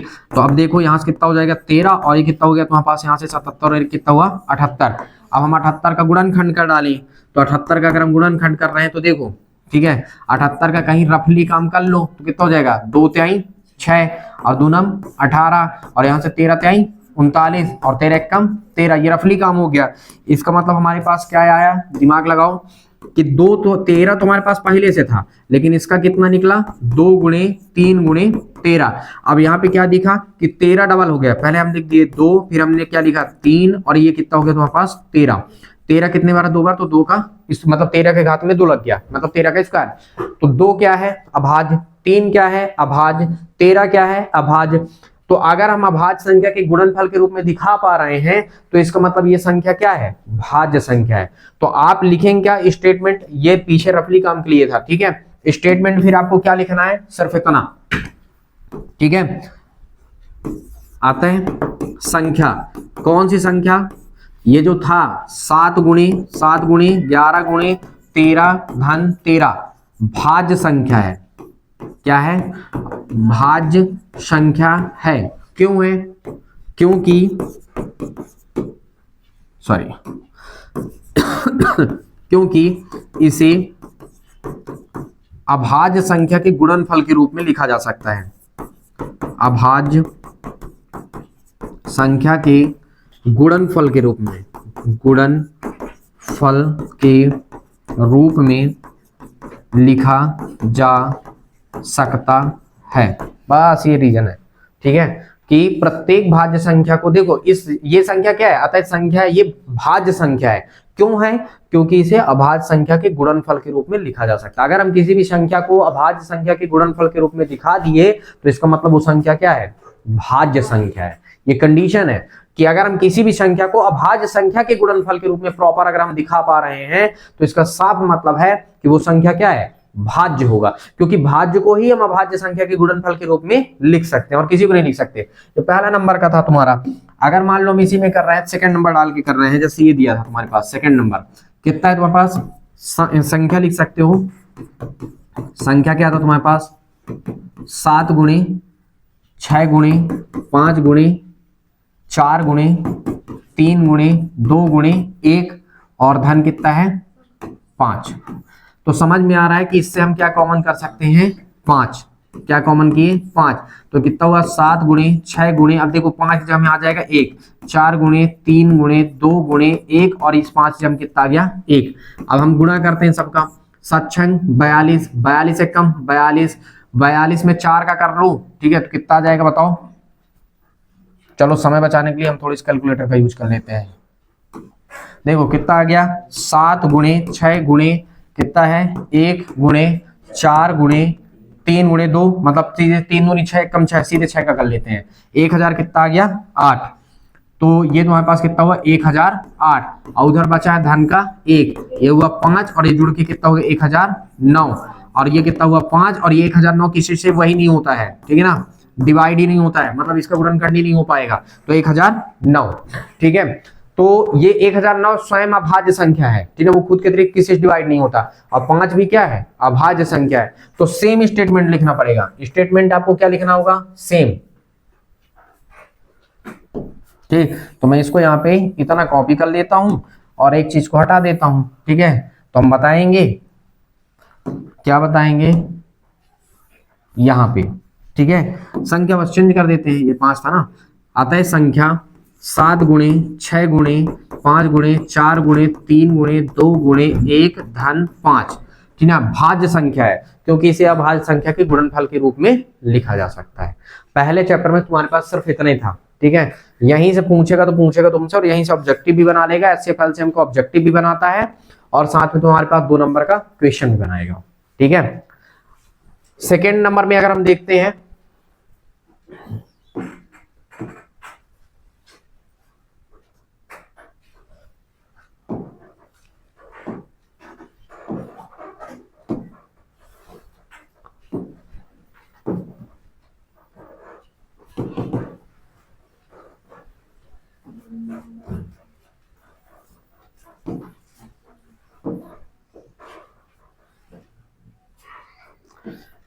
देखो सेकेंड चैप्टर में तुम्हारे पास इसमें कुछ नहीं है, सिर्फ इसमें गिना चुना कॉन्सेप्ट है बस, वो और कुछ नहीं। बहुपद है, बहुपद में ध्यान रखना है कि एक घात वाले को हम क्या कहते हैं, जिसमें देखो क्या पता है, इसमें साफ साफ वैसे भी इंडिकेट है, कई बार बता भी चुका हूं मैं, लेकिन फिर भी बता रहा हूं कि ध्यान रखना है, कुछ चीजों को बिल्कुल ध्यान रखना है। चर एक्स के बहुपद px में x की उच्चतम घात ही क्या कहलाती है, बहुपद की घात कहलाती है। खूब खाली स्थान में बहुत भयंकर टाइप में पूछता है, आना ही आना रहता है बिल्कुल, ठीक है। जिस बहुपद के घात में 1 होता है उसे हम क्या कहते हैं, रैखिक बहुपद कहते हैं। जिसके घात में 2 होता है उसे द्विघात, जिसके घात में 3 होता है उसे हम क्या कहते हैं, त्रिघात बहुपद के नाम से जानते हैं, ठीक है। जो जितने घात वाले होंगे या, ठीक है ना, उनके उतने ही मूल होते हैं। रैखिक बहुपद का 1 मूल होता है, द्विघात बहुपद के 2 मूल होते हैं, त्रिघात बहुपद के 3 मूल होते हैं, ठीक ना। तो ये ध्यान रखना है इसमें। और ये भी ध्यान रखना है एक चीज की, ग्राफ अगर किसी भी, देखो इसमें एक और कॉन्सेप्ट है, सरल रेखा का ग्राफ क्या होता है, यानी सॉरी, रैखिक बहुपद का ग्राफ क्या होता है, सरल रेखा होता है, और द्विघात बहुपद का जो ग्राफ होता है वो क्या होता है, परवलय के आकार का होता है। किस आकार का होता है, परवलय के आकार का होता है। रैखिक बहुपद का जो रैखिक बहुपद होगा उसका ग्राफ क्या बनेगा, सरल रेखा, और द्विघात बहुपद का ग्राफ क्या बनेगा, परवलय के आकार का। क्लियर हुआ मैंने क्या कहा, ठीक। अच्छा यहाँ पे एक चीज और ध्यान रखना है, क्या ध्यान रखेंगे, देखिए ये परवलय के आकार का बनाया है, ये बन रहा है, दिख रहा है ना, ये द्विघात बहुपद का वो है ग्राफ है, और ये तुम्हारे पास रैखिक बहुपद का है, ठीक ना। तो रैखिक बहुपद में बिल्कुल क्या निकलेगा, सरल रेखा, और द्विघात बहुपद का क्या बनता है तुम्हारे पास, परवलय के आकार का। याद कर लो, बिल्कुल रट डालो। और एक चीज और, इसमें ये जो लाइन खींची है ना, ये जो परवाला टाइप में आपको दिख रहा है, इसी को हम नाम देते हैं ग्राफ। इसी को हम क्या नाम देंगे? ग्राफ। ग्राफ एक्स अक्ष को जितने बार काटता है शून्यकों की संख्या उतनी ही होती है। ठीक है, ये भी रट के रखना है, ठीक ना। ये ऑब्जेक्टिव में भी बनाता है, ठीक ना। यदि यानी ये ऐसे पूछता है ग्राफ किसी भी मतलब कि n बार प्रतिच्छेद करेगा तो शून्यकों की संख्या कितनी होगी? तो n ही होगी। n का मतलब कोई ना कोई संख्या, ठीक है। तो यदि कोई ग्राफ क्या कर रहा है, यानी यदि कोई ग्राफ एक्स अक्ष को क्या है n बार प्रतिच्छेद कर रहा है तो शून्यकों की संख्या क्या होगी? n होगी। जितने बार प्रतिच्छेद में लिख दे, ठीक है, बस समझ जाओ कि शून्यकों की संख्या उतनी होनी है, ठीक है, ये ध्यान रखना है। तो अब देखो यहां पे तुम्हारे पास इससे रिलेटेड एक क्वेश्चन आ सकता है, ठीक ना। ये 100% देखो यहाँ पे, जैसे यहाँ पे ग्राफ, जब भी ग्राफ दे तो आपको क्या करना है? रीजन सहित लिखना पड़ेगा। देखो जैसे ये एग्जांपल का है, और एग्जांपल में अगर हम देखें तो देखो यहाँ पे कितने बार एक्स अक्ष से मतलब है कितने बार कटा? एक बार। यहाँ पे कितने बार कटा? 2 बार। यहाँ पे कितने बार कटा? 3 बार। यहाँ पे कितने बार कटा? 4 बार। सिर्फ एक्स अक्ष में देखो, एक्स अक्ष में, वाई से मतलब नहीं अपन को, कितने बार स्पर्श करके निकला? एक बार। स्पर्श कर रहा मतलब एक बिंदु पर प्रतिच्छेद करके निकल गया।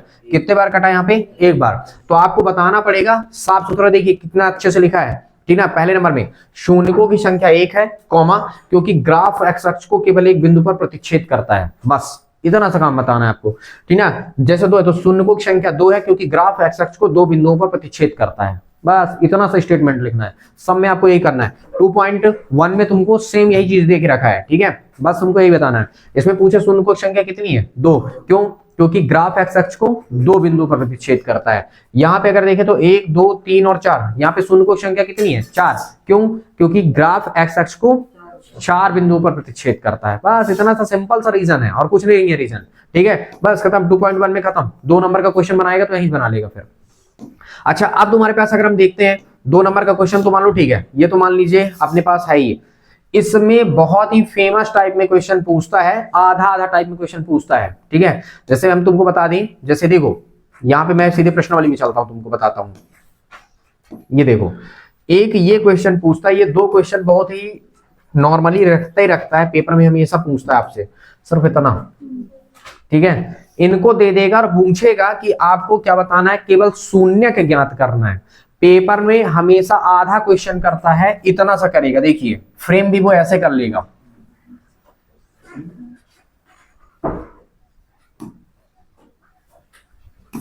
इसमें ये क्वेश्चन अपन उठाते हैं।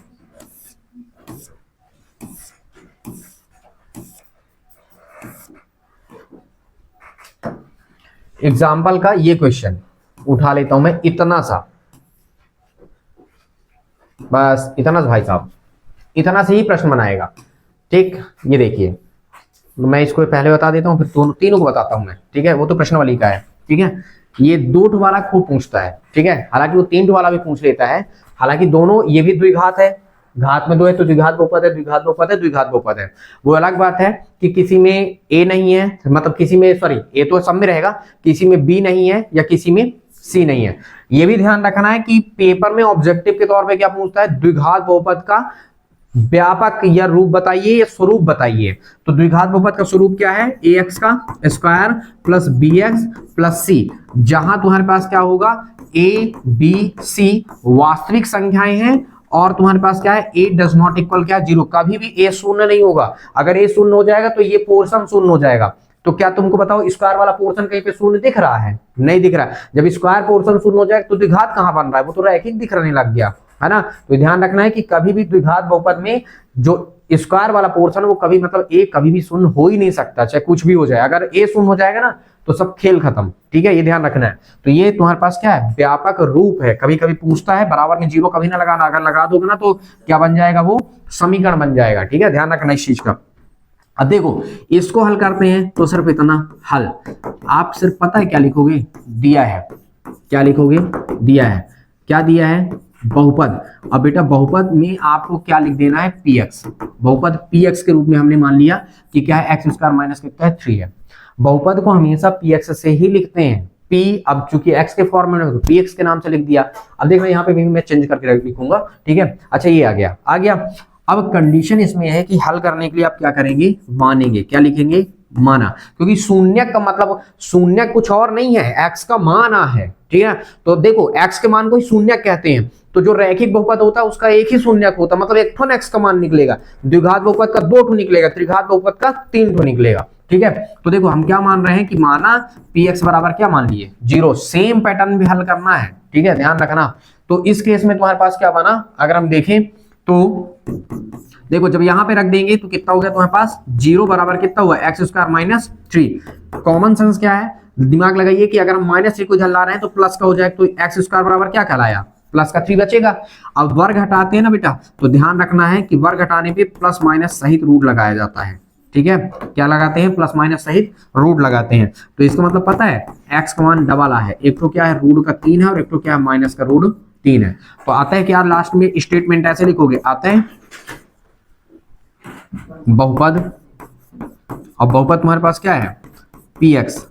ठीक है, चाहे px नाम दे के छोड़ दो, चाहे तुम सीधे लिख सकते हो, आता है। ठीक है, या फिर तुम इतना लिख दो, आता है बहुपद एक्स स्क्वायर माइनस 3 के शून्यक क्या है √3 व -√3 है। बस इतना सा काम। ठीक, अच्छा देखो ये तो तुम्हारे पास इसके लिए था। अगर यही चीज मैं अगर किसके लिए उठा रहा हूं, इसके लिए, ठीक है, जैसे मान लो अपन इसके लिए उठाते हैं। ठीक है, तब आप इस केस में क्या लिखेंगे, ऐसा लिखेंगे, हल क्या लिखोगे आप, दिया है। हालांकि द्विघात बहुपद अगर आपको लिखना है तो आप लिख सकते हैं क्या, द्विघात बहुपद। ठीक, और द्विघात बहुपद को अगर हम नाम दे देते हैं ये px। अच्छा px नाम नहीं देंगे, u है ना, तो क्या देंगे pu। तो कितना हुआ 4u का स्क्वायर और प्लस कितना हुआ 8u, ये दिया है। अच्छा u का मान कब तुम निकाल पाओगे, जब pu का मान क्या हो जाएगा 0। तो आपको मानना पड़ेगा, क्या माना pu बराबर क्या मान लिए हम 0। जब यहाँ पे रखेंगे ना बेटा तो कितना हो जाएगा, दिमाग लगाओ, ऐसे सोचो ना कि 4u का स्क्वायर प्लस का 8u और बराबर में क्या हो जाएगा 0। अच्छा यहाँ से हमको, अब देखो 3 स्टेप होता तब हम क्या करते, शुरू वाला लास्ट वाला करके करते। ठीक है, तो हम यहाँ पे अब क्या कर रहे हैं 4 और यहाँ से क्या हुआ u को कॉमन किए, तो कितना बचेगा u प्लस कितना बचेगा 2। अगर आप चाहें तो गुणा करके देखिए, 4u का स्क्वायर और 4 दूनी कितना हो जाएगा 8u, ऐसे ही करना है। अच्छा इसको तुरंत 2 पार्ट में तोड़ देना है, कितने पार्ट में तोड़ना है 2 में। तो देखो 2 में तोड़ो तो ऐसे तोड़ना पड़ेगा, 4u इक्वल 0 और यहाँ तुम्हारे पास कितना हुआ u प्लस 2 इक्वल कितना 0, इसको बराबर 0 अलग, इसको बराबर 0 अलग। तो इसका मतलब क्या हुआ, u बराबर कितना हो गया 0 बटा कितना हुआ 4, गुणांक चल बटे में चला गया, तो u बराबर कितना 4 का भाग दे कितना आ गया 0, भाग देंगे तो 0 ही आएगा। अच्छा यहाँ पे u का मान कितना निकला -2 और लास्ट में आप लिख देना, क्या लिखोगे, आता है द्विघात बहुपद इतने के शून्य क्या 0 और कितना है -2 है। बस सेम स्टेटमेंट जैसे इसमें लिखे वैसे इसमें लिख देना बना के। ठीक है, अच्छा अब देखो t स्क्वायर -15, चूंकि यहाँ पे देखो यहाँ पे u था तो हमने कॉमन करना पड़ा हमको, लेकिन यहाँ पे हम डायरेक्ट बराबर को उधर ले जाके कर सकते हैं। ठीक है, अगर हम देखें, देखो थर्ड नंबर में अगर हम देख रहे हैं तो हम डायरेक्टली बराबर को उधर ले जाके करेंगे। कैसे देखना, हमारे पास हम क्या लिख रहे हैं, ये थर्ड नंबर था, हम क्या लिखेंगे, दिया है द्विघात बहुपद, द्विघात बहुपद। अच्छा द्विघात बहुपद तुम्हारे पास क्या है, अब हम इसको किस रूप में लिखेंगे, पीटी के रूप में लिखेंगे। किस रूप में लिखेंगे, पीटी। काहे लिखेंगे भाई पीटी के रूप में, क्योंकि टी के फॉर्मेट में है। ठीक है, देखो गिने चुने सवाल है, एक तो एक्स वाला, एक तो यू वाला, एक तो टी वाला, ये तीनों एक जैसे हैं। एक तो एग्जांपल पे रखा था, 2 तो यहाँ पे रखा है। अच्छा तो कितना दिया गया तुम्हारे पास, टी स्क्वायर -15। अच्छा देखो हम टी का मान तभी निकाल पाएंगे जब हम पीटी को क्या कर देंगे, किसके बराबर मान लेंगे, 0 के बराबर। ठीक, अब जब हम 0 के बराबर मान लिए तो इस केस में तुम्हारे पास कितना हो गया, अगर हम देख रहे हैं तो ये हुआ 0 और बराबर कितना हुआ टी स्क्वायर माइनस कितना हुआ 15। अब दिमाग लगाइए, टी स्क्वायर का मान कितना, ये इधर आके क्या हो जाएगा धन का। अच्छा वर्ग हटाते हैं तो क्या लगाते हैं, प्लस माइनस सहित क्या लगाते हैं रूट। तो इसका मतलब टी का मान हमारे पास कितना निकला, रूट का 15 और माइनस का रूट का 15। ये आ गया ना। अब स्टेटमेंट आपका सेम, ठीक ना, कहीं पे कोई भी दिक्कत नहीं। ठीक,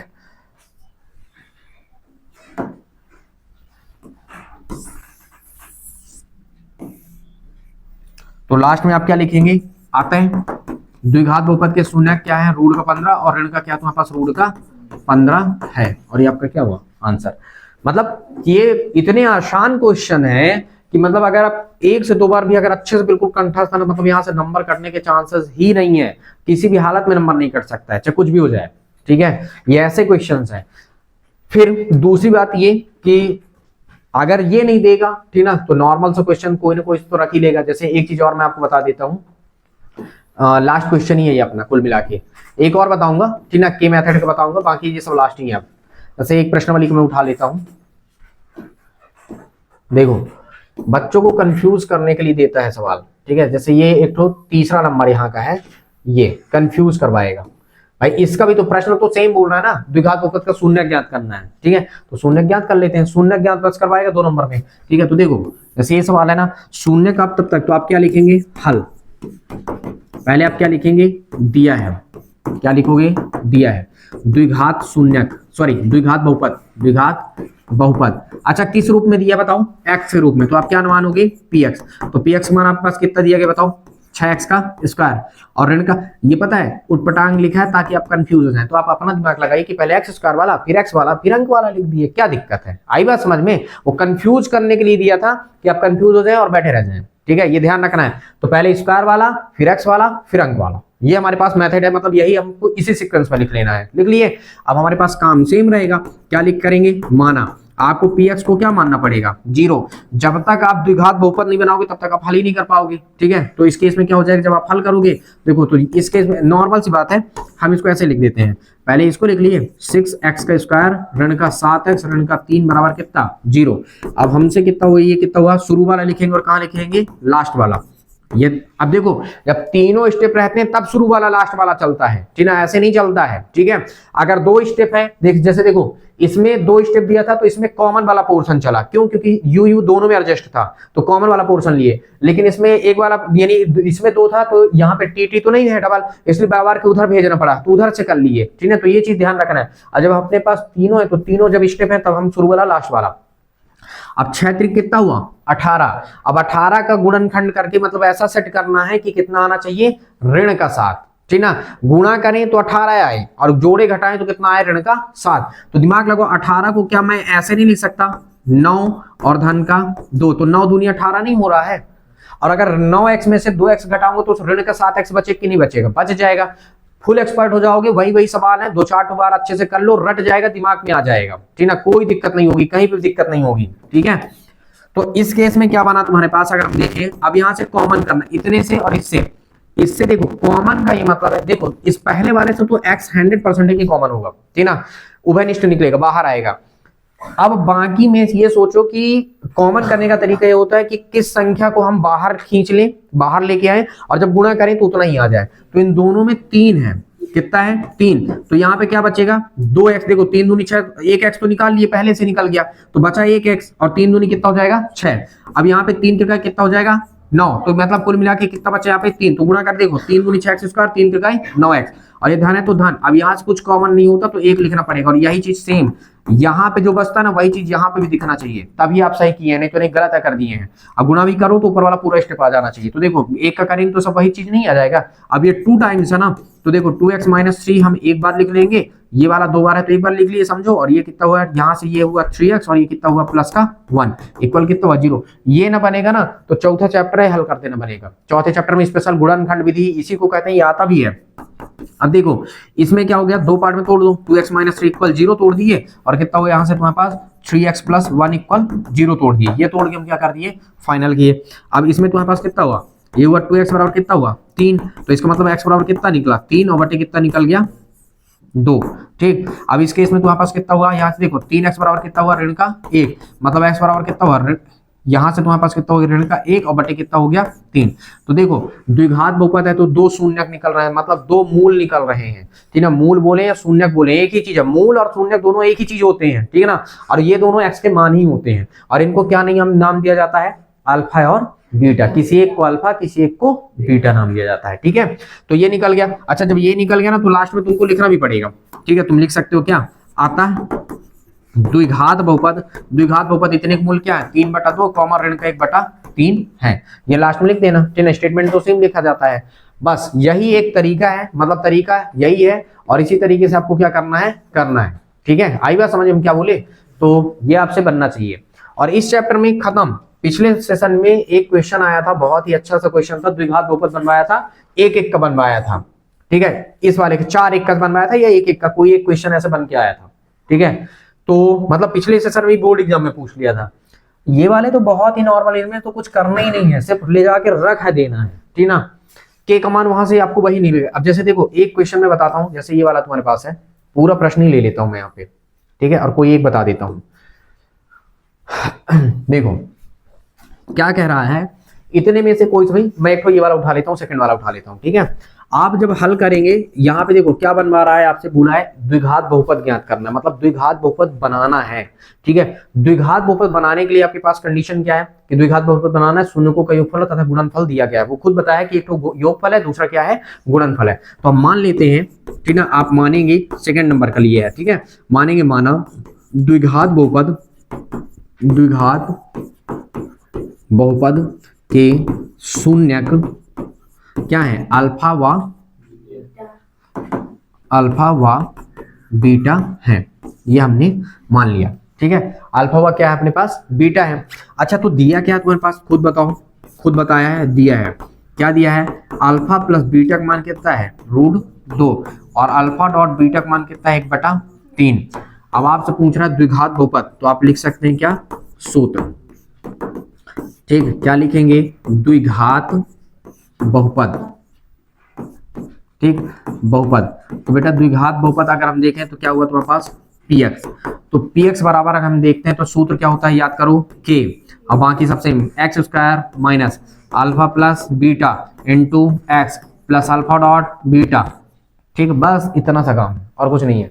अब देखना सिर्फ, अब आपके पास कितना हुआ, px, k यहाँ पे रहने दो, एक्स स्क्वायर रहने दो, अल्फा प्लस बीटा मान कितना है, √2, तो यहाँ पे √2 रख दिए, ये x है तो x है, ठीक है। ब्रैकेट जो लगाए हैं अपन, ब्रैकेट से बाहर इसलिए लिख दिए क्योंकि अंदर वाला संख्या प्लस है, क्या तो मतलब माइनस का ही होगा, ये आएगा तो, है ना, क्योंकि माइनस होता तो प्लस कर देते अपन, ऐसा तो कुछ है ही नहीं। अच्छा धन यहाँ पे तुम्हारे पास कितना हुआ, 1/3, ठीक। अब बात समझते जाइएगा, हमेशा मैंने क्या बताया है, बताया था आपको, शुरुआती दौर से बताया था कि जो बटे में होता है उसी को अपन लेते हैं क्या, एलसीएम, जो बटे में होता है उसको लेते हैं एलसीएम, और जिसके बटे में नहीं होता है, जिसके बटे में नहीं होता है उसके साथ सीधे सीधे गुणा कर देते हैं, और जिसके बटे में होता है उसके साथ काट देते हैं, मतलब उसके साथ नहीं लिखेंगे अपन, ठीक है। तो देखो इनके बटे में नहीं तो गुणा हो जाएगा, तो कितना हो जाएगा, 3x का स्क्वायर, इसके साथ गुणा होगा तो ऐसे लिखना पड़ेगा 3√2 और x, और इसके साथ कैंसिल होकर कितना बचा, 1। अब यहाँ पे जो के जो हम लिखे हैं ना, वो दर्शन मात्र के लिए नहीं है, ये एक के वास्तविक संख्या होता है, तो यहाँ पे जो बटे में है वही चीज यहाँ पे लिख लेना है। तो अब यहाँ पे क्या कर लोगे, लिख दोगे क्या, माना के बराबर कितना रख रहे हो, 3, क्योंकि काटना यहाँ है, तो क्या हुआ, px बराबर कितना हुआ, 3 ये हुआ, और ये हुआ 3x का स्क्वायर ऋण का 3 और √2x और धन का 1 और बटे कितना हुआ, 3, और ये तुम्हारे पास इस केस में क्या हो गया बेटा, यहां से देखो 3 से 3 क्या हुआ, कैंसिल, तो क्या हो गया, px बराबर कितना हो जाता है, 3x का स्क्वायर ऋण का 3√2x और धन का 1। ये आपका द्विघात बहुपद है, और यही आपका क्या है, आंसर। तो चाहे आप लास्ट में हिंदी में लिख दीजिए और चाहे ऐसे यहीं पे छोड़ दीजिए, ठीक ना। द्विघात बहुपद बनाने का फॉर्मूला यही है, ठीक है। आप ऐसे भी बना सकते हैं, और एक दो तरीका पहले बताया था उससे भी बना सकते हैं, ठीक है, पर ये आप बना लीजिए तो ज्यादा अच्छा है, ठीक है। आई बात समझ में कैसे करना है, पेपर में हूबहू बिल्कुल छापना है, बिल्कुल फोटोकॉपी, ठीक है, कॉपी पेस्ट वाला काम करना है, ठीक, ताकि हमारे नंबर एक भी कहीं पे दिक्कत ना हो। अब ये बताइए, आप ये तो मान लो ठीक है, अपन बता दिए, अब इस सवाल, इन इतने से सवाल में कोई ऐसा सवाल जो आपको लगे कि नहीं हमको पूछ लेना चाहिए, या फिर हम बता दें, ये 6 सवाल हैं, इनमें से कोई सवाल ऐसा कि जो ना बन रहा हो और हमसे पूछना, मतलब पूछ लेना अनिवार्य है? क्यों पहला भाई, पहले नंबर में क्यों, क्या दिक्कत है? अभी तो वही सेम चीज, सेम पैटर्न तो बता के रखे हैं, सेम ही पैटर्न तो बताए हैं, तो अगर तुमको पहले वाले में दिक्कत है तो भाई लो, इतना हूबहू तो पूरा सेम ही रहेगा।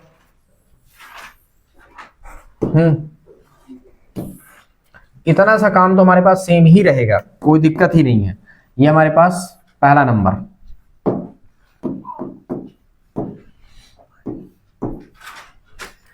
चलिए ये फर्स्ट नंबर हुआ। अच्छा अब यहाँ पे सिर्फ फर्क इतना है कि ये वाला पोर्शन बस चेंज हो जाएगा, और क्या भाई, पहले नंबर में कितना है तुम्हारे पास, अल्फा प्लस बीटा 1/4 है, और ये कितना है, ऋण का 1, सूत्र सब सेम रहेगा।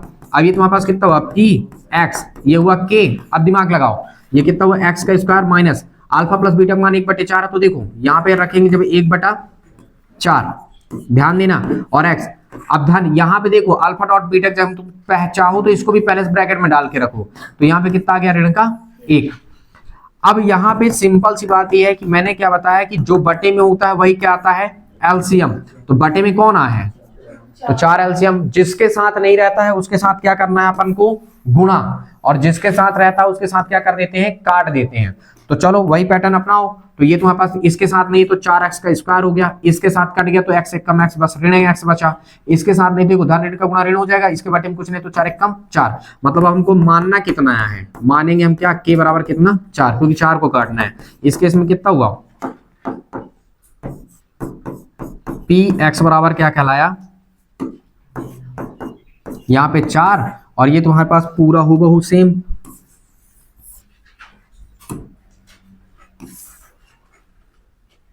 ये अब यहाँ पे क्या हुआ, 4 से 4 क्या हो गया, कैंसिल। और जब 4 से 4 कैंसिल तो इसका मतलब बचा क्या तुम्हारे पास, सिर्फ इतना, पी एक्स बराबर कितना हुआ, 4x का स्क्वायर माइनस का x माइनस का 4। और ये डिब्बे में बंद करना, और ये आपका क्या कहलाया, आंसर। ठीक है, अब थोड़ी बहुत तो बनना चाहिए, भी तो फिर नॉर्मल सी बात है। ठीक है, कि आपसे बनना चाहिए। ठीक, बस इसमें अभी इतना ही था, और ये चैप्टर क्लोज। ठीक, नेक्स्ट अपन देखते हैं। ठीक, ये चैप्टर खत्म। ठीक, सबसे अब देखो, अगर हम बात करें तो एक चैप्टर और है आपका, ठीक है, जो कि है प्रायिकता। ठीक ना, और उस प्रायिकता से तुमसे कितने नंबर का पूछा जाना है, ठीक ना, टोटल आएगा 6 नंबर का, लेकिन उसमें 2 क्वेश्चन रहेंगे। ठीक है, प्रायिकता वाले में एक चीज आपको ये ध्यान रखना है,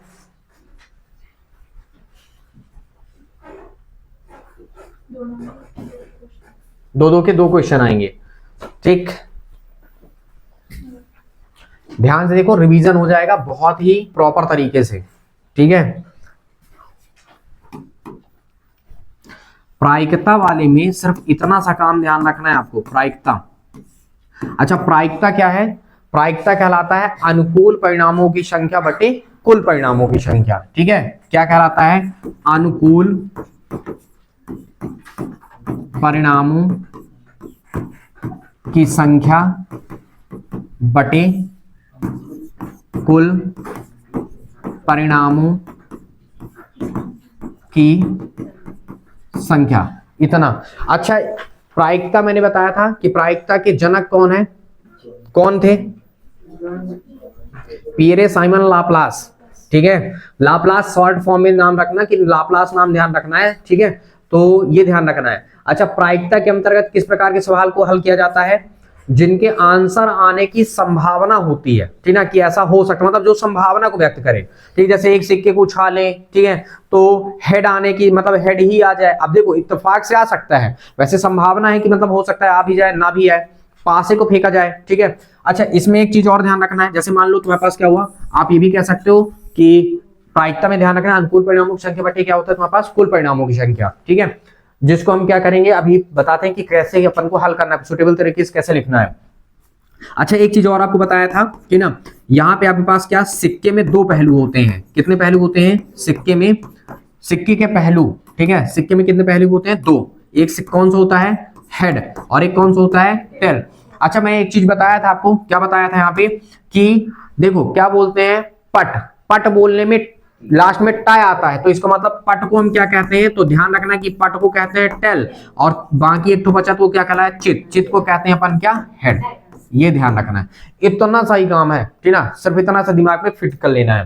ठीक है, क्योंकि देखो भूलता सभी से, दिमाग में बच्चे कंफ्यूज हो जाते हैं, यार हेड किसको कहें, यार टेल किसको कहें, भारी समस्या होती है। ठीक है, तो ध्यान रखना है, पट, टा, टा से टी, मतलब टेल इसी को कहेंगे। ठीक है, अच्छा, दूसरी चीज तुम्हारे पास, सिक्के में कितने पहलू, सिक्के में तो 2 पहलू हो गए। पासा, जिसको तुम डाइस या लूडो के नाम से जानते हो, उसमें कितने अंक होते हैं, 6, 2, 3, 4, 5, 6, ये कंडीशन हुआ। ठीक है, अच्छा, ताश के बारे में तुम्हारे पास यहाँ पे है, तो ताश के बारे में भी अपन जान जाते हैं थोड़ी से। ठीक है, तो ताश की अगर हम बात कर रहे हैं, तो ताश में तुम्हारे पास कितना हुआ, ठीक, तो ताश में टोटल कितने पत्ते होते हैं, 52। लेकिन इस 52 में भी अपने पास डिवाइडेबल है। ठीक है, 52 में क्या होता है तुम्हारे पास, 26 क्या है, 26 क्या होते हैं, लाल होते हैं, और 26 क्या होते हैं तुम्हारे पास, ब्लैक होते हैं। मतलब लाल है और तुम्हारे पास क्या है, काला।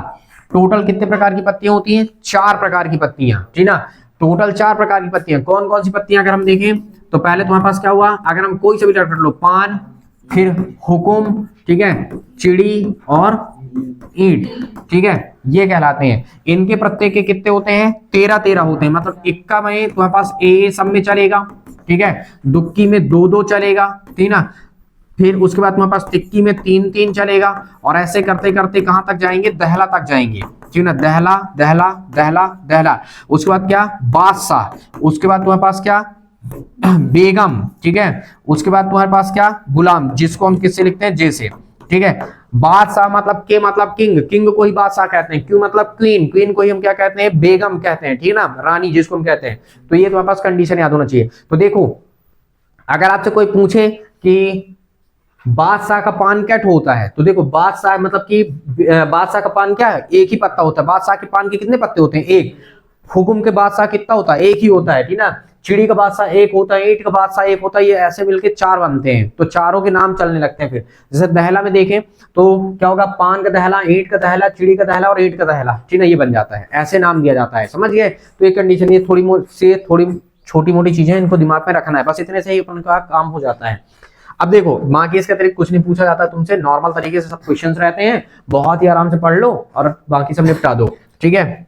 अब देखो, हाँ एक चीज और ध्यान रखना है, असंभव घटना जो होगी, ठीक ना, जिसका घटित होना संभव ना हो, ठीक ना, असंभव घटना की प्रायिकता सदैव क्या होती है, शून्य होती है। ध्यान रखना, असंभव घटना की प्रायिकता सदैव क्या होती है, शून्य, और निश्चित घटना की प्रायिकता क्या होती है, सदैव 1 होती है। और प्रायिकता का मान कहां से कहां तक, शून्य से लेकर के, कहां से, शून्य से लेकर के कहां तक होता है, 1 तक होता है। ना तो प्रायिकता का मान कभी शून्य से कम होगा और ना तो प्रायिकता का मान कभी 1 से ज्यादा होगा। अगर तुम शून्य से कम दे दिए या 1 से ज्यादा दे दिए तो इसका मतलब तुम गलत है किए, तुमसे बनते नहीं सवाल हल करते।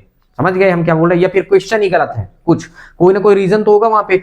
तो ये ध्यान रखना है कि प्रायिकता का मान यहां से लेके यहां तक होता है। क्लियर हुआ मैंने क्या कहा। तो ये कुछ मेन चीजें हैं, दिमाग में रखने वाली चीजें हैं, बाकी और इसके अतिरिक्त कुछ भी नहीं है। बाकी सब सवाल तो ऐसे ही है, हलवा टाइप में है, ठीक। तो चलो उस हलवा को देखते हैं पहले, ठीक है।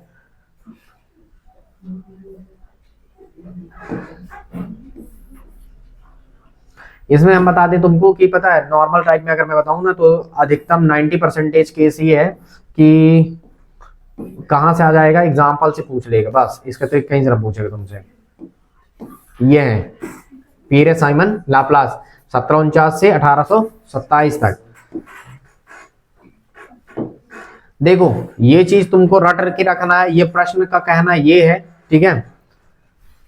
दोनों कंडीशन ये है, बोल रहा है ये प्रश्न जानते हो क्या कह रहा है, एक चित्त प्राप्त करने की प्रायिकता, चित्त मतलब हेड, चित्त मतलब हेड, प्रायिकता ज्ञात करना जब एक सिक्के को एक बार उछाला जाता है। इस प्रश्न को ऐसे भी सेट करता है कि जब एक सिक्के को एक बार उछाला जाता है, ये स्टेटमेंट पहले लिख देता है, जब एक सिक्के को एक बार उछाला जाता है तो एक चित्त प्राप्त करने की प्रायिकता ज्ञात कीजिए, या चित्त के जब क्या दे देता है, पट दे देता है। लेकिन यहाँ पे प्रश्न ये कह रहा है कि जब एक सिक्के को उछाला जाता है तो चित्त प्राप्त करने की भी प्रायिकता ज्ञात करो और पट प्राप्त करने की भी प्रायिकता ज्ञात करो। मतलब पहले हेड आने की भी प्रायिकता निकालो और टेल आने की भी निकालो।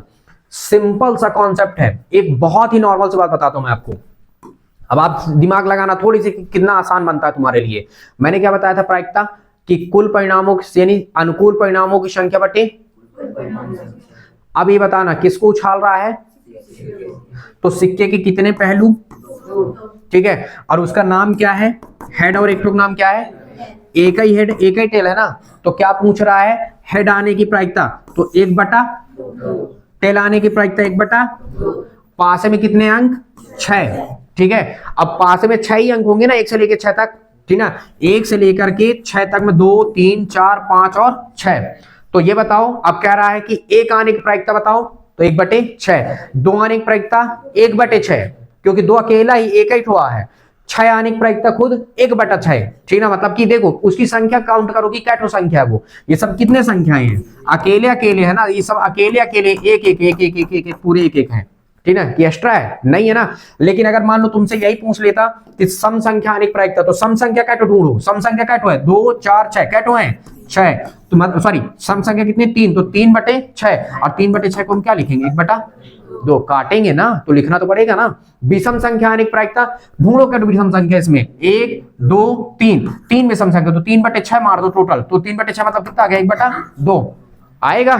ठीक है, अब तुमसे कह रहा है तो इसी में से क्वेश्चंस बनाएगा, कुछ ना कुछ तो कहवा ही करेगा। ठीक है, तो बस इतना ढूंढ ढूंढ के तो लिखना है, बटे तो करना है। अनुकूल का मतलब जो कह रहा है, और कुल परिणाम का मतलब जितना उसमें होता है, ठीक है, वो कुल कहलाता है।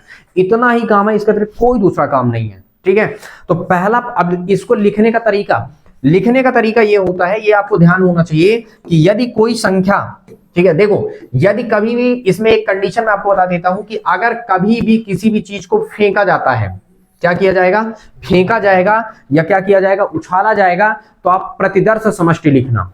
क्या लिखोगे, प्रतिदर्श, मतलब दिखना चाहिए कि क्या दिख रहा है। प्रतिदर्श समष्टि को हम सिंपल स्पेस के नाम से जानते हैं, मतलब उसमें आपको शो करना होता है कि उसमें क्या क्या होगा, कितने पहलू हैं, कितने अंक हैं, वगैरह वगैरह वगैरह कुछ भी। अब प्रश्न यहाँ पे पहला सिर्फ इतना कह रहा है कि एक, ये ऑब्जेक्टिव में पूछ सकता है कि एक सिक्के को छालने पर हेड आनिक प्रायिकता या टेल आनिक प्रायिकता कितनी होती है, तो 1/2 रट के रखो। ठीक ना, तो चूंकि उसमें जितने पहलू होंगे उसी हिसाब से अपन डाल देते हैं। तो अब यहाँ पे ध्यान देना, अब जैसे मान लो, ठीक है, ये एक चित्त प्राप्त करने की, एक सिक्के को क्या किया जाता है, उछाला जाता है, तो एक चित्त प्राप्त करने की प्रायिकता भी बोल रहे, एक पट प्राप्त करने की प्रायिकता। अगर आपको पता है नॉर्मल तरीके से भी करना है तो आप देख सकते हो, ऐसे लिख सकते हो। ठीक है, ऐसे भी हम लिख के कर सकते हैं हल। लिख सकते हो, जब एक सिक्के को उछाला जाता है तो हम यहाँ पे लिखते हैं प्रतिदर्श समष्टि। क्या लिखेंगे, प्रतिदर्श समष्टि। अच्छा, प्रतिदर्श समष्टि का ज्यादा कोई रूल नहीं, सिर्फ दिखाना यहाँ है कि उस सिक्के में क्या क्या था। सिक्के की बात किया तो 2 पहलू होंगे, या तो हेड या तो क्या होगा, टेल। अच्छा, दिमाग लगाओ, कुल परिणाम कितने हैं?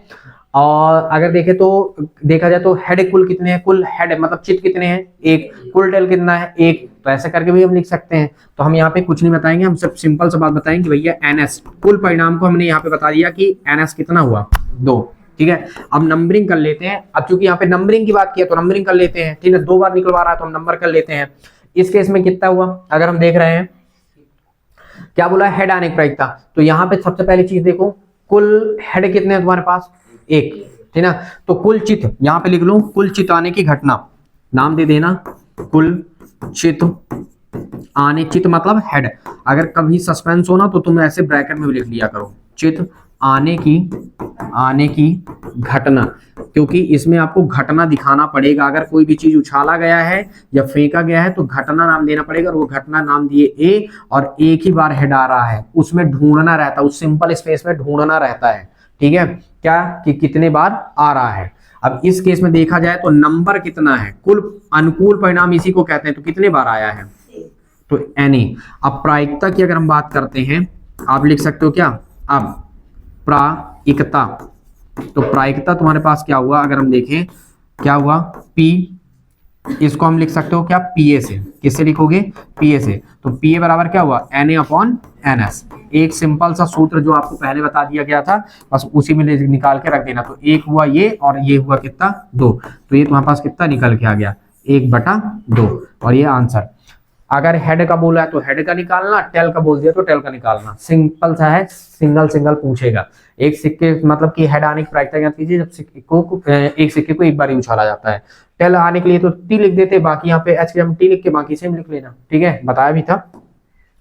नेक्स्ट तुम्हारे पास एक और क्या है, इसी तरह के क्वेश्चन, एक क्वेश्चन बता देंगे, बाकी सब एग्जांपल वाले बता देते हैं, बाकी सब उधर वाला करके लेके आना, फिर कर लेना। इसमें से 3 ऑप्शन कभी नहीं रखेगा 2 अंक में क्वेश्चन के लिए। ठीक है, कितना रखेगा, कोई एक ऑप्शन रखेगा। ठीक है, इसके लिए बहुत ही सिंपल सा काम है, कुछ नहीं करना है। ठीक है, आप क्या लिखेंगे, हल। क्या पहले तो आप लिखोगे क्या दिया है, क्या बोल रहा है, एक थैले में, तो लिख देना एक थैले में। ठीक है, एक थैले में क्या बोल रहा है, लाल गेंद की कुल संख्या कितनी है, लाल गेंद की कुल संख्या। तो लाल गेंद की कुल संख्या को हम नाम दे देते हैं क्या, NR। आर्क, N मतलब नंबर और आर्क मतलब रेड, तो रेड वाली संख्या क्या हुआ है, 1। फिर नीली गेंद, तो यहाँ पे आप क्या लिखना, नीली गेंद की कुल संख्या, इसको NB मतलब ब्लू, कैट हुआ है, एक ही है। फिर कौन सी गेंद है, पीली, तो पीली गेंद की कुल संख्या n और कितना हुआ c, कितना हुआ 1।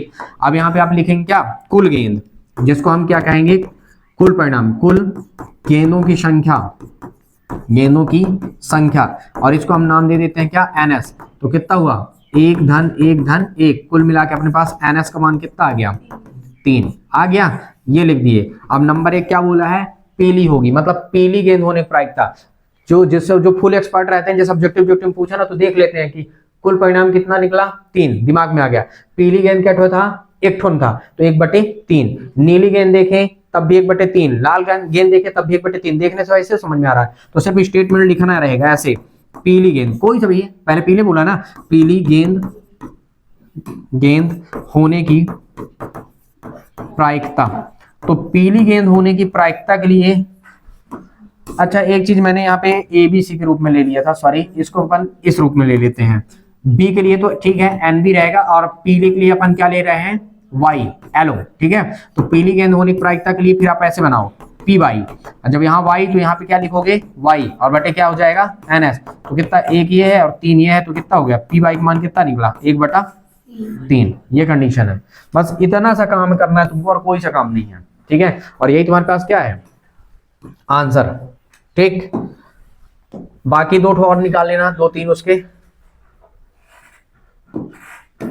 तीसरे नंबर में क्या है क्वेश्चन, ये वाला सवाल भी काफी अच्छा है, नंबरिंग करके रखा है इसमें, ठीक है, बहुत ही अच्छा सवाल है, ठीक है।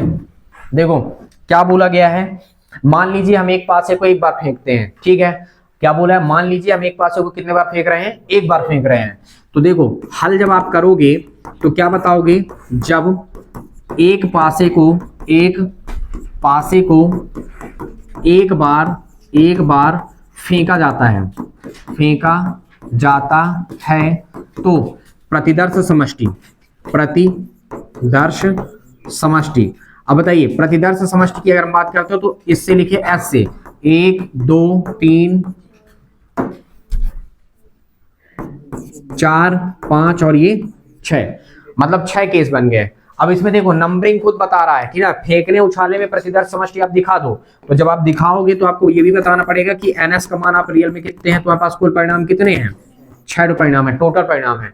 4 से बड़ी संख्या प्राप्त होने की प्रायिकता बोला, तो पहले जब भी उछालोगे ना, तो जो भी लिखेगा ना, तो पहले घटना बताओ, ठीक है। तो नंबर 1 में तुम जैसे जब निकालोगे ना, तो क्या बताओगे, 4 से बड़ी संख्या आने की घटना। अच्छा इसको नाम क्या दिए, A। तो 4 से बड़ी संख्या बताओ कौन है, वैसे तो अनगिनत है, पर इसमें ढूंढ के बताना है, ढूंढ के तो वहां है 5 और 6, ठीक है। अब यानी यहाँ पे कुल संभव परिणाम कितने बन रहे हैं तुम्हारे पास, Na का मान कितना निकला, 2। अब यहाँ पे तुम इसी के लिए प्रायिकता ज्ञात कर रहे हो, तो आप यहाँ पे क्या लिखोगे, प्रायिकता। तो प्रायिकता तुम्हारे पास क्या बन गया, अगर हम देखें तो इसको तुम लिखो क्या, PA, और जब यहाँ A तो यहाँ पे क्या लिखोगे Na, और अपॉन क्या हो गया N और S। तो इसका मतलब कितना, 2 और बटे 6 कैंसिल होके 1/3, मतलब प्रायिकता कितना निकला, 1/3। ये पहला नंबर था। अच्छा अब सेकेंड नंबर क्या बोला है, 4 से छोटी या उसके बराबर, मतलब 4 को भी लेना है, या बराबर लगाया मतलब 4 को भी लेना है और 4 से छोटी संख्या भी लेना है, प्राप्त होने की प्रायिकता। तो आप क्या लिखेंगे, 4 से छोटी या उसके बराबर, ठीक है, संख्या प्राप्त होने की घटना।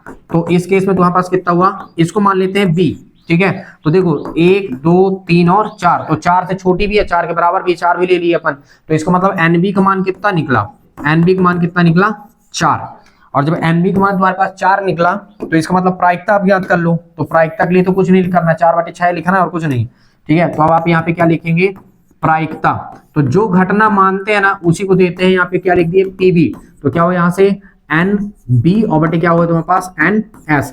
इसका मतलब कितना हुआ, ये 4 है, और ये टोटल संख्या कितनी, NS का मान कितना है, 6, कैंसिल होके 2/3। जब आप जानते हो कि कट रहा है और बिल्कुल परफेक्ट जानते हो कि हम नहीं भूलेंगे, 2 दूनी 4 और 2 3 6, तो फिर आपको काट के दिखाने की आवश्यकता नहीं है, सीधे सीधे आप फाइनल लिखो। और अगर मान लो भूले जा रहा है, तब फिर आप काट के लिखो, ठीक है। जैसे कोई बड़ी संख्या भूल रहा है, तो फिर आप काट के लिखो, समझ गए हम क्या कह रहे हैं।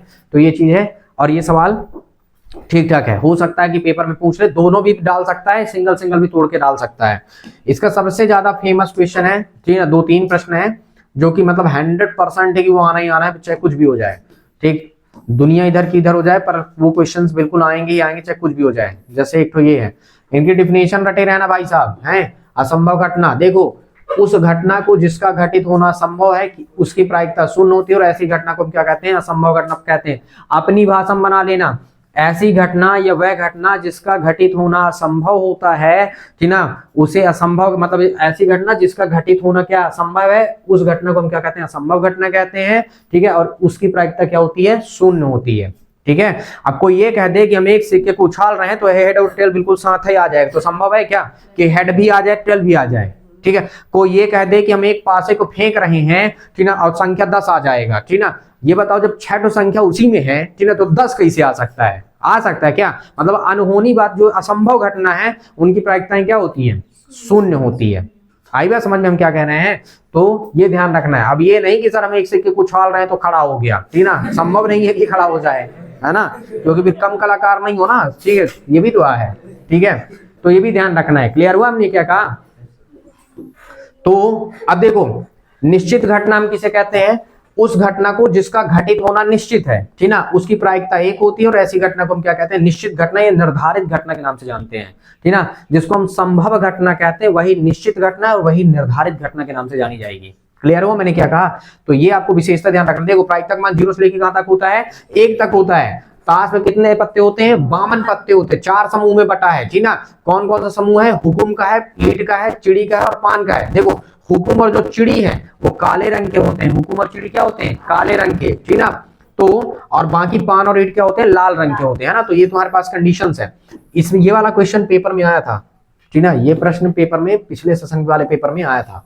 ठीक है, देखना इस क्वेश्चन को अपन उठाते हैं। एक ये है, इसी का भी पार्टीशन उठाता हूं।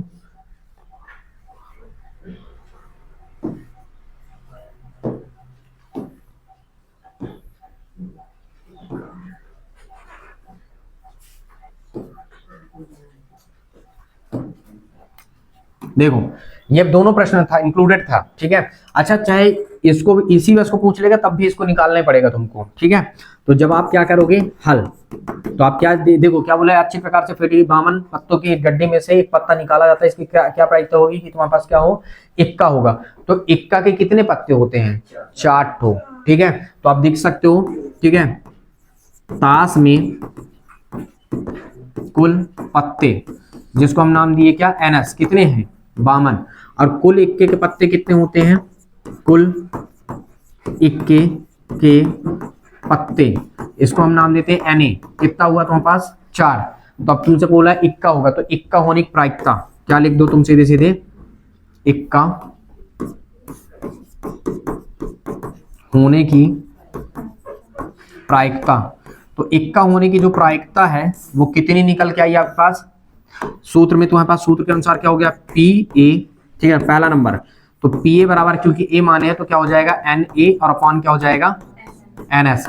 अब देखो, इक्का कितना है तुम्हारे पास, टोटल इक्के कितने हैं, 4, और कुल पत्ता कितना है, 52। तो 1 बटे कितना हुआ, 13। देखो 4 कम 4 और 13 चौको 52, मतलब पी ए का मान तुम्हारे पास कितना निकल गया, 1 बटे कितना आ गया, 13। ये तुम्हारे पास कितना निकला, पी ए। इसको हम क्या नाम देंगे, पी ए। ठीक है, अच्छा देखो, ये तो आपका पहला आंसर आ गया। एक और फॉर्मूला मैं आपको बताता हूं, घटना घटित होने की प्रायिकता और घटना घटित ना होने की प्रायिकताओं का योग कितना होता है, 1 होता है। अगर घटना घटित होने की प्रायिकता दी गई है तो ना घटित होने के लिए हम 1 से घटा के निकाल लेते हैं। तो देखो कैसे लिखेंगे, क्या बोला है, इक्का ना होगा, तो आप सेकंड नंबर डाल के क्या लिखोगे, इक्का ना होने की प्रायिकता। ठीक, तो इक्का ना होने की प्रायिकता की अगर हम बात करते हैं तो देखो क्या हो गया तुम्हारे पास, पी ए नॉट पढ़ेंगे और 1 के साथ हम क्या कर देंगे, पी ए को घटा देंगे। तो 1 माइनस पी ए का मान कितना है, अभी निकालें, 1/13। तो 1 बटे तुम्हारे पास कितना हो गया, 13। तो कुल मिला के 13 कम 13 घट जाए कितना हो जाए, 12/13। तो पी ए नॉट कितना निकल गया, मतलब इक्का ना होने की प्रायिकता कितनी है, ठीक, 12/13। इतना सा काम है। ठीक है, पेपर में पूछा गया था। ठीक है, पिछले साल आया था, हो सकता है आ भी जाए, ऐसा भी हो सकता है कि ये ना आए। ठीक है, लेकिन ये वाला सवाल जरूर आएगा। ये मोस्ट है, 100% आएगा ये, ठीक। और करना कुछ नहीं, एक बात बताओ, देखो दो खिलाड़ी संगीता और रेशमा टेनिस का एक मैच खेलते हैं, ठीक है, और एक ज्ञात है कि संगीता द्वारा जीतने की प्रायिकता इतनी है, ठीक ना, तो रेशमा के जीतने की प्रायिकता क्या होगी। तो देखो एक हिसाब से जब एक खेल में दो व्यक्ति खेल रहे हैं तो एक व्यक्ति यदि जीत रहा है तो दूसरा व्यक्ति क्या होगा, हारेगा, ठीक है। अब मान लो सपोज दैट, ठीक है, बात समझना, ये रेशमा है, ठीक है, और ये आपके पास मान लो ये संगीता है, एस फॉर संगीता और आर फॉर रेशमा। अगर संगीता के जीतने की प्रायिकता दी गई है तो इसका मतलब है कि रेशमा हार चुकी है, आई बात समझ में। लेकिन कह रहा है कि रेशमा के जीतने की प्रायिकता बताओ, तो अगर हम रेशमा को जिताएंगे तो इसका मतलब हमको किसको हराना पड़ेगा, संगीता को हराना पड़ेगा, आई बात समझ में, संगीता को हराना पड़ेगा। हराना का मतलब एक से हम उसके मान को घटा देंगे जितना भी दिया होगा, तो आप क्या लिखेंगे, ऐसे लिखेंगे, इसको सिर्फ इतना ही लिखना पड़ेगा आपको। आप क्या लिखेंगे, हल, क्या लिखोगे आप, दिया है। अच्छा क्या दिया है, देखो सिर्फ इतना, संगीता द्वारा मैच, मतलब संगीता द्वारा, ये संगीता के मैच जीतने की प्रायिकता दी गई है, ठीक है, तो आप क्या लिखेंगे, संगीता द्वारा। कहीं पता है कहीं विदेश से शब्दों को लेकर न हो आया जाता है कि तुम परेशान कि सर कैसे लिख लेते हैं, साफ साफ यहीं पे प्रश्न में सब लिखा रहता है, कहीं से कुछ न लाना है, ना तो तुमको कुछ रट्टा मारना है, प्रश्न में ही सब लिखा रहता है, बस उसी को देख के थोड़ी सी मॉडिफाइड कर लेते हैं, थोड़ी सी क्या पूरा पूरा हूबहू उतार लेते हैं। क्या लिखा है, यह ज्ञात है कि संगीता द्वारा, देखो संगीता द्वारा मैच जीतने की प्रायिकता, बस संगीता द्वारा मैच जीतने की प्रायिकता, तो संगीता द्वारा मैच जीतने की प्रायिकता को हम, देखो संगीता है तो हमने एस नाम दे दिया और 0 कितना है, 62 है, ठीक है। अब देखो संगीता द्वारा मैच जीतने की जो प्रायिकता है, ठीक, तो अब तुमको किसका निकालना है, रेशमा को जिताना है, तो संगीता द्वारा मैच हारने की जो प्रायिकता निकलेगी वही संगीता के मैच जीतने की प्रायिकता निकलेगी। तो तुमको सिर्फ 3 तूफान कुछ नहीं लिखना है, सिर्फ इतना लिखना है, ठीक है। क्या लिखोगे अब, ठीक है, रेशमा द्वारा मैच जीतने की प्रायिकता किसका निकालना है तुमको, रेशमा का, बस इतना सा काम करना है। इसको मैं यहाँ पे उठा लिया और मैं नाम डाल देता हूँ किसका, यहाँ पे रेशमा द्वारा मैच जीतने की प्रायिकता को हम नाम दे देते हैं PR। तो देखो एक के साथ हम संगीता को क्या कर देते हैं, संगीता के मैच जीतने की प्रायिकता को घटा दिए, एक के साथ घटा दिए। वैसे जनरली क्या है कि ये PS नॉट होना चाहिए, लेकिन हम नाम के अकॉर्डिंग हमने PR ही लिख दिया है, ठीक है। तो ये तुम्हारे पास क्या हुआ, अगर देखा जाए तो ये क्या कहलाया, PR, ये हुआ 1 माइनस कितना हुआ, PS1 0 पॉइंट कितना है, 62। अब जिस लोग जितने से घटाते नहीं बनता तो ऐसे 1.00 लगा लो और ये 0.62 तो लिखा है, घट गया बचा 8, यहाँ पे आगे 7, कितना हो जाएगा यहाँ से 3 और कितना हो गया 0, मतलब 0 रट मारना 0.38, ठीक है। ये क्या हुआ, PR, और लास्ट में हिंदी स्टेटमेंट लिख देना, आता है संगीता रेशमा द्वारा मैच जीतने की प्रायिकता 0.38 है, ठीक ना। ये आपका क्या कहलाया आंसर, बस इतना सा लल्लू पंजू टाइप में तो प्रश्न बताओ, ठीक है, बस इतना सा काम करना है, कुछ नहीं करना है। आई बात समझ में, फेमस और मोस्ट इंपॉर्टेंट क्वेश्चन है, पेपर के लिए बहुत ही ज्यादा जरूरी है, ठीक है। एक चीज और, इसी तरह एक प्रश्न रखा है, प्रश्नावली में रखा है, वो भी प्रश्न नहीं आया है 1 साल 2 साल से, ठीक है, वो ये वाला, ठीक है, देख लो इसको भी। घटाने के लिए ही है और कुछ नहीं है, ये है, ये भाई साहब ये रखे हैं, ये घटाते, कभी कभी इसको चेंज थोड़ी बहुत कर सकता है ना, पॉइंट को चेंज कर सकता है ना, तो घटाते बनना चाहिए। देखो क्या लिखोगे, हल, क्या दिया यहाँ पे, दिया है। अच्छा दिया है का केस तुम्हारे पास अगर हम देखें तो क्या दिया गया तुम्हारे पास, PE का मान कितना है, PE का मान है 0.05, बोला है E नहीं ज्ञात करना है। E नहीं का मतलब जानते हो, सूत्र लगाओ, मतलब घटना घटित होने की प्रायिकता, देखो तो ये बन जाएगा, E नहीं इतना होता है केवल 1 माइनस PE, इतना सा काम है बेटा। अब कुल मिलाकर के जब हम रखेंगे E नहीं तो ये हो जाएगा क्या, 1 माइनस, इसका मान है 0.05, एक से जिससे घटाते नहीं बन रहा है, डबल जीरो, देखो दशम यहाँ पे दिख रहा है कि दशमलव कितने अंक के बाद दशमलव लगा है, 1 अंक के बाद, ठीक ना, मतलब 1 अंक के बाद, सॉरी डबल अंक के बाद लगा है दशमलव, तो 1 में भी तुम वही कर लो और 0 क्या लिख दो, 0.5 घटाओ, तो देखो 10 में से 5 कितना बचा, 5, एक हाथ से इसमें चला गया तो कितना बच जाएगा, 9, 0 मतलब 0 पॉइंट कितना आ गया, 95, तो क्या हुआ, PE नॉट इक्वल कितना आ गया, 0.95, और ये आपका क्या कहलाया आंसर। बस इतना सा काम है 2 नंबर के लिए। 100% है कि इनमें से कोई ना कोई सवाल आएगा ही आएगा, बोर्ड एग्जाम में चाहे कुछ हो जाए, ठीक, आना ही आना है, बिल्कुल फिक्स, बिल्कुल ठीक है। और गिने चुने सवाल हैं, बहुत छोटे छोटे सवाल हैं, और इन्हीं में से कोई ना कोई सब पूछ लेता है, बस इसका अतिरिक्त तुमसे कभी नहीं पूछता है। और बाकी सब नॉर्मल सवाल हैं, बीच बीच में भी अगर कभी उठाएगा ना तो बहुत नॉर्मल नॉर्मल टाइप में सवाल उठाता है, कभी तुमसे हाई फाई सवाल कभी नहीं उठाएगा, ठीक है। बीच बीच में देखना, जैसे ये तुम्हारे पास स्टार वाले तो वैसे ना पूछे, कभी जिंदगी में ना पूछेगा तुमसे, ठीक है। स्टार वाले में साफ साफ बताया है, देखो स्टार वाले में देखो साफ साफ लिख दिया है, परीक्षा की दृष्टि से है ही नहीं, ठीक है ना। ये परीक्षा में तुमसे एडिशनल जानकारी के लिए रखा है, तुमसे ना पूछेगा वो, कभी ना पूछेगा, कंडीशन ही है उसमें। अब देखो जैसे एक सवाल ये है तुम्हारे पास, ये भी, ये तो सेम है, देखो एक बॉक्स में क्या बोला गया है, 3 नीले के, 3 नीले 2 सफेद और 4 लाल कंचे हैं, तो कै टो कंचा हुआ टोटल, 3 2 5 4 9, संभव परिणाम कुल परिणाम कितने हैं 9। सफेद है, अब सफेद तो कितना हो जाएगा 2/9, ठीक है। नीला है तो 3/9, तो 3/9 का 1/3 आ जाएगा, ठीक है। और ये क्या हो जाएगा 4/9, सिंपल सी बात है, ठीक है। ना होने के लिए जब भी पूछे तो एक के साथ घटा दो, तो ना होने की प्रायिकता निकल आएगा, झंझट ही खत्म। आई बात समझ में। अब ये तुम्हारे पास जैसे ये वाला क्वेश्चन दिया है, ध्यान देना, ठीक है।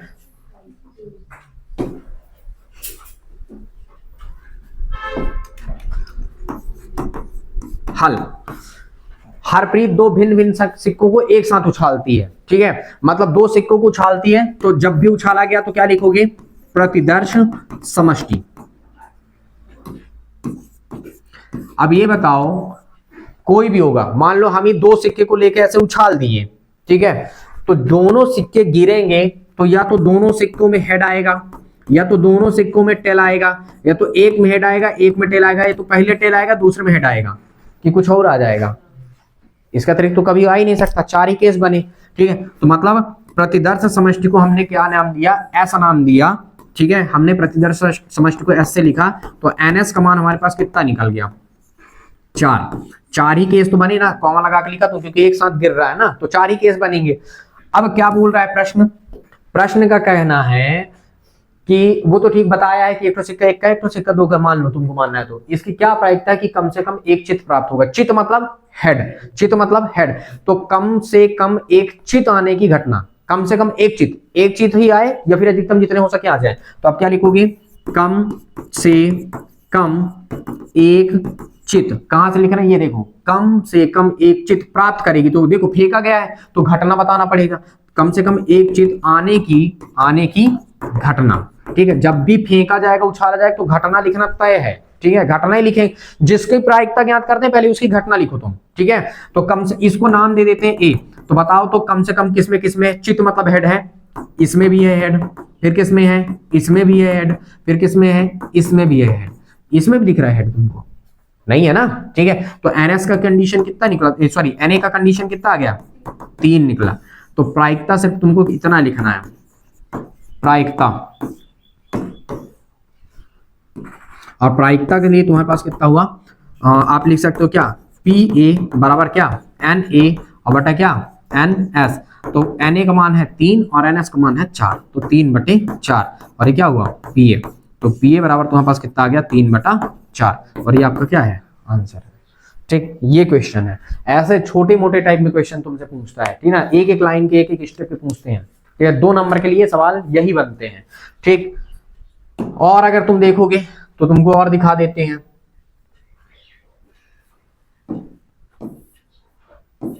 देखो कुछ प्रश्नावली के कुछ अच्छे खासे सवाल जो मैं बता देता हूं आपको, जो थोड़ी से ठीक ठाक सवाल हैं। जैसे ये वाला गोपी वाला एक तो जल जीव कुंड का हो गया, ये थैला वैला वाला सब ऐसे ही है, सेम सवाल है, कोई दिक्कत ही नहीं है, ठीक है। एक खूब सारा सवाल ये पूछा जाता है, ठीक। ये एक तो खराब पेन वाला खूब पूछता है, ठीक ना, खराब पेन का 100% रहता है, कुछ सवाल बिल्कुल गिने चुने, जैसे इन दोनों सवालों को देखना, मैं इन 2 सवालों को बताता हूँ और एक 19 वाला बता देता हूँ, ठीक है। ये सवाल मतलब अच्छे खासे सवाल हैं। अच्छा, इसमें क्या बोल रहा है तुम्हारे पास, देखो किसी कारणवश 12 खराब पेन में 132 अच्छे पेन मिल गए, किसी कारणवश 12 खराब पेन, तो अगर हम देखें तो हमको क्या इंडिकेट कर रहा है, हमारे पास एक हिसाब से क्या दिया है, खराब पेनों की संख्या कितनी है, खराब पेनों की संख्या, जिसको मैं नाम देता हूं Na, कितना है हमारे पास 12, ये हमको प्रश्न खुद बता रहा है, इंडिकेट कर दिया। फिर क्या बोला है, 132 क्या है तुम्हारे पास, 132 अच्छे पेन है। तो अच्छे पेनों की संख्या कितनी है, अच्छे पेनों की संख्या, जो अच्छे पेन है उसको हमने नाम दिया NB। हमारे पास कितने हुए, 132। भाई प्रश्न ही तो बता रहा है, आपने तुक्का थोड़ी मान रहा है, वो खुद कह रहा है कि 12 खराब पेन है, 132 अच्छे पेन है। केवल यह देख कर नहीं बताया जा सकता कि कौन खराब है और कौन सा पेन अच्छा है। जब मिल गया तो बता ही नहीं पा रहे हैं कि कौन अच्छा है कौन खराब है। अब उनमें से एक तो पेन निकाल लिया जाता है, यादृच्छिक मतलब रैंडम तरीके से एक पेन ऐसा हम उठा लिए, तो आपको ये बताना है कि खराब होने सॉरी अच्छा होने की प्रायिकता। तो पहले कुल कितने पेन हैं, तो कुल तो देखो पहले, कुल पेनों की संख्या। तो कुल पेनों की संख्या जिसको हम नाम देंगे NS, और ये 12 धन कितना हुआ 132, तो हमारे पास NS का मान कितना आ गया 144। कितना आ गया 144। अब आप बता सकते हैं कि अच्छा पेन होने की प्रायिकता कितना हो जाएगा, तो 132 बटे 144 देख के बता सकते हो, कुछ नहीं करना है। तो अब आपको क्या लिखना है अब, ठीक है, अच्छे पेन होने की प्रायिकता। तो अच्छे पेन होने की प्रायिकता जो है वो तुम्हारे पास क्या हुआ PA, और PA बराबर क्या हुआ NA अपॉन NA, और अपॉन क्या कहलाया NS। अब हम अगर मान रखते हैं तो कितना हमारे पास NA का मान कितना बेटा 100, नहीं अच्छे पेन की निकाल रहे हैं तो अच्छे पेन के लिए तो B है ना बेटा, तो अपन को B लिखना पड़ेगा ना फिर इस केस में। भाई अपने पास क्या है PB हुआ, तो PB बराबर क्या हुआ NB, और बटे क्या कहलाया NS। NB का मान कितना है 132 और ये 144, 2 से डिवाइड हो जाएगा। देखो 2 से डिवाइड हुआ, पहले बाहर चाहे तो काटना हो तो काट लो, कितना हो जाएगा यहीं पे कर लो, कितना हो जाएगा 2 छिक्का 12, 2 छिक्का 12, 2 सत्ते 14, 2 दूनी 4, ये भी और कटेगा 33 दूनी 66 और 36 दूनी 72, अभी भी 3 से कट जाएगा, 3 से कटेगा, देखो नीचे लिख देता हूं 11 तिहाई 33 और 12 तिहाई 36, बस PB बराबर आ गया। ये आपका क्या कहला है आंसर, क्लियर हुआ। तो अच्छे पेन होने की प्रायिकता कितनी हुई तुम्हारे पास 11/12, ऐसे निकालना है। पूरा केस दिया जाता है, बाकी तुमको कुछ करना नहीं है, ठीक है। पूरा केस तुमको खुद ही अवेलेबल कर देता है कि तुमको करना क्या है, निकालना क्या है, ठीक। बस देखो हल कर लो, ठीक है। नॉर्म और देखो 117 का पहला वाला सवाल सेम, वही सेम पैटर्न का सवाल है, बस बल्ब दे दिया है और कुछ नहीं। पेन के जगह क्या दे दिया है बल्ब, ये पैटर्न सेम है। अब देखना इसको कैसे रखा है, बोल रहा है 20 बल्बों के समूह में, मतलब कुल बल्ब कितने हैं 20, इंडिकेट कर दिया। कुल बल्ब बताया 20 में 4 खराब बल्ब हैं, मतलब 20 में से 4 तो क्या है, तो अच्छे कैट हुए 16 हुए। मतलब तुम्हारे पास हल में, हल जब आप लिखोगे तो दिया क्या है, दिया है इंडिकेट क्या किया उसने, कुल बल्ब कितने हैं अपने पास, कुल बल्बों की संख्या। तो कुल बल्बों की संख्या मतलब NS का मान अपने पास कितना है 20, टोटल है ये 4 खराब बल्ब हैं, ठीक है। तो बोला है खराब, ये इसकी क्या प्रायिकता होगी कि ये बल्ब खराब होगा, खराब होने का ही पूछ रहा है, कोई दिक्कत नहीं। तो 4 तो खराब है तो 4 बटे कितना हो जाएगा 20 होगा, और क्या होगा, ठीक है। तो देखो अगर हम देखें तो खराब बल्ब कितने हैं, खराब बल्बों की संख्या, खराब बल्बों की संख्या अगर हम देखें तो Na मान लेते हैं और कितना है 4, तो अच्छे बल्ब कितने होंगे 16। अच्छे के बारे में नहीं पूछा है, खराब है बोला है, ये प्रायिकता की बल्ब खराब होगा, तो सीधे लिख देते हैं खराब बल्ब होने की प्रायिकता। क्या लिख सकते हो, खराब बल्ब होने की प्रायिकता, और इसे हमने एक नाम दिया है प्रायिकता के लिए। चलो हम क्या निकालेंगे PA, क्या निकालेंगे PA।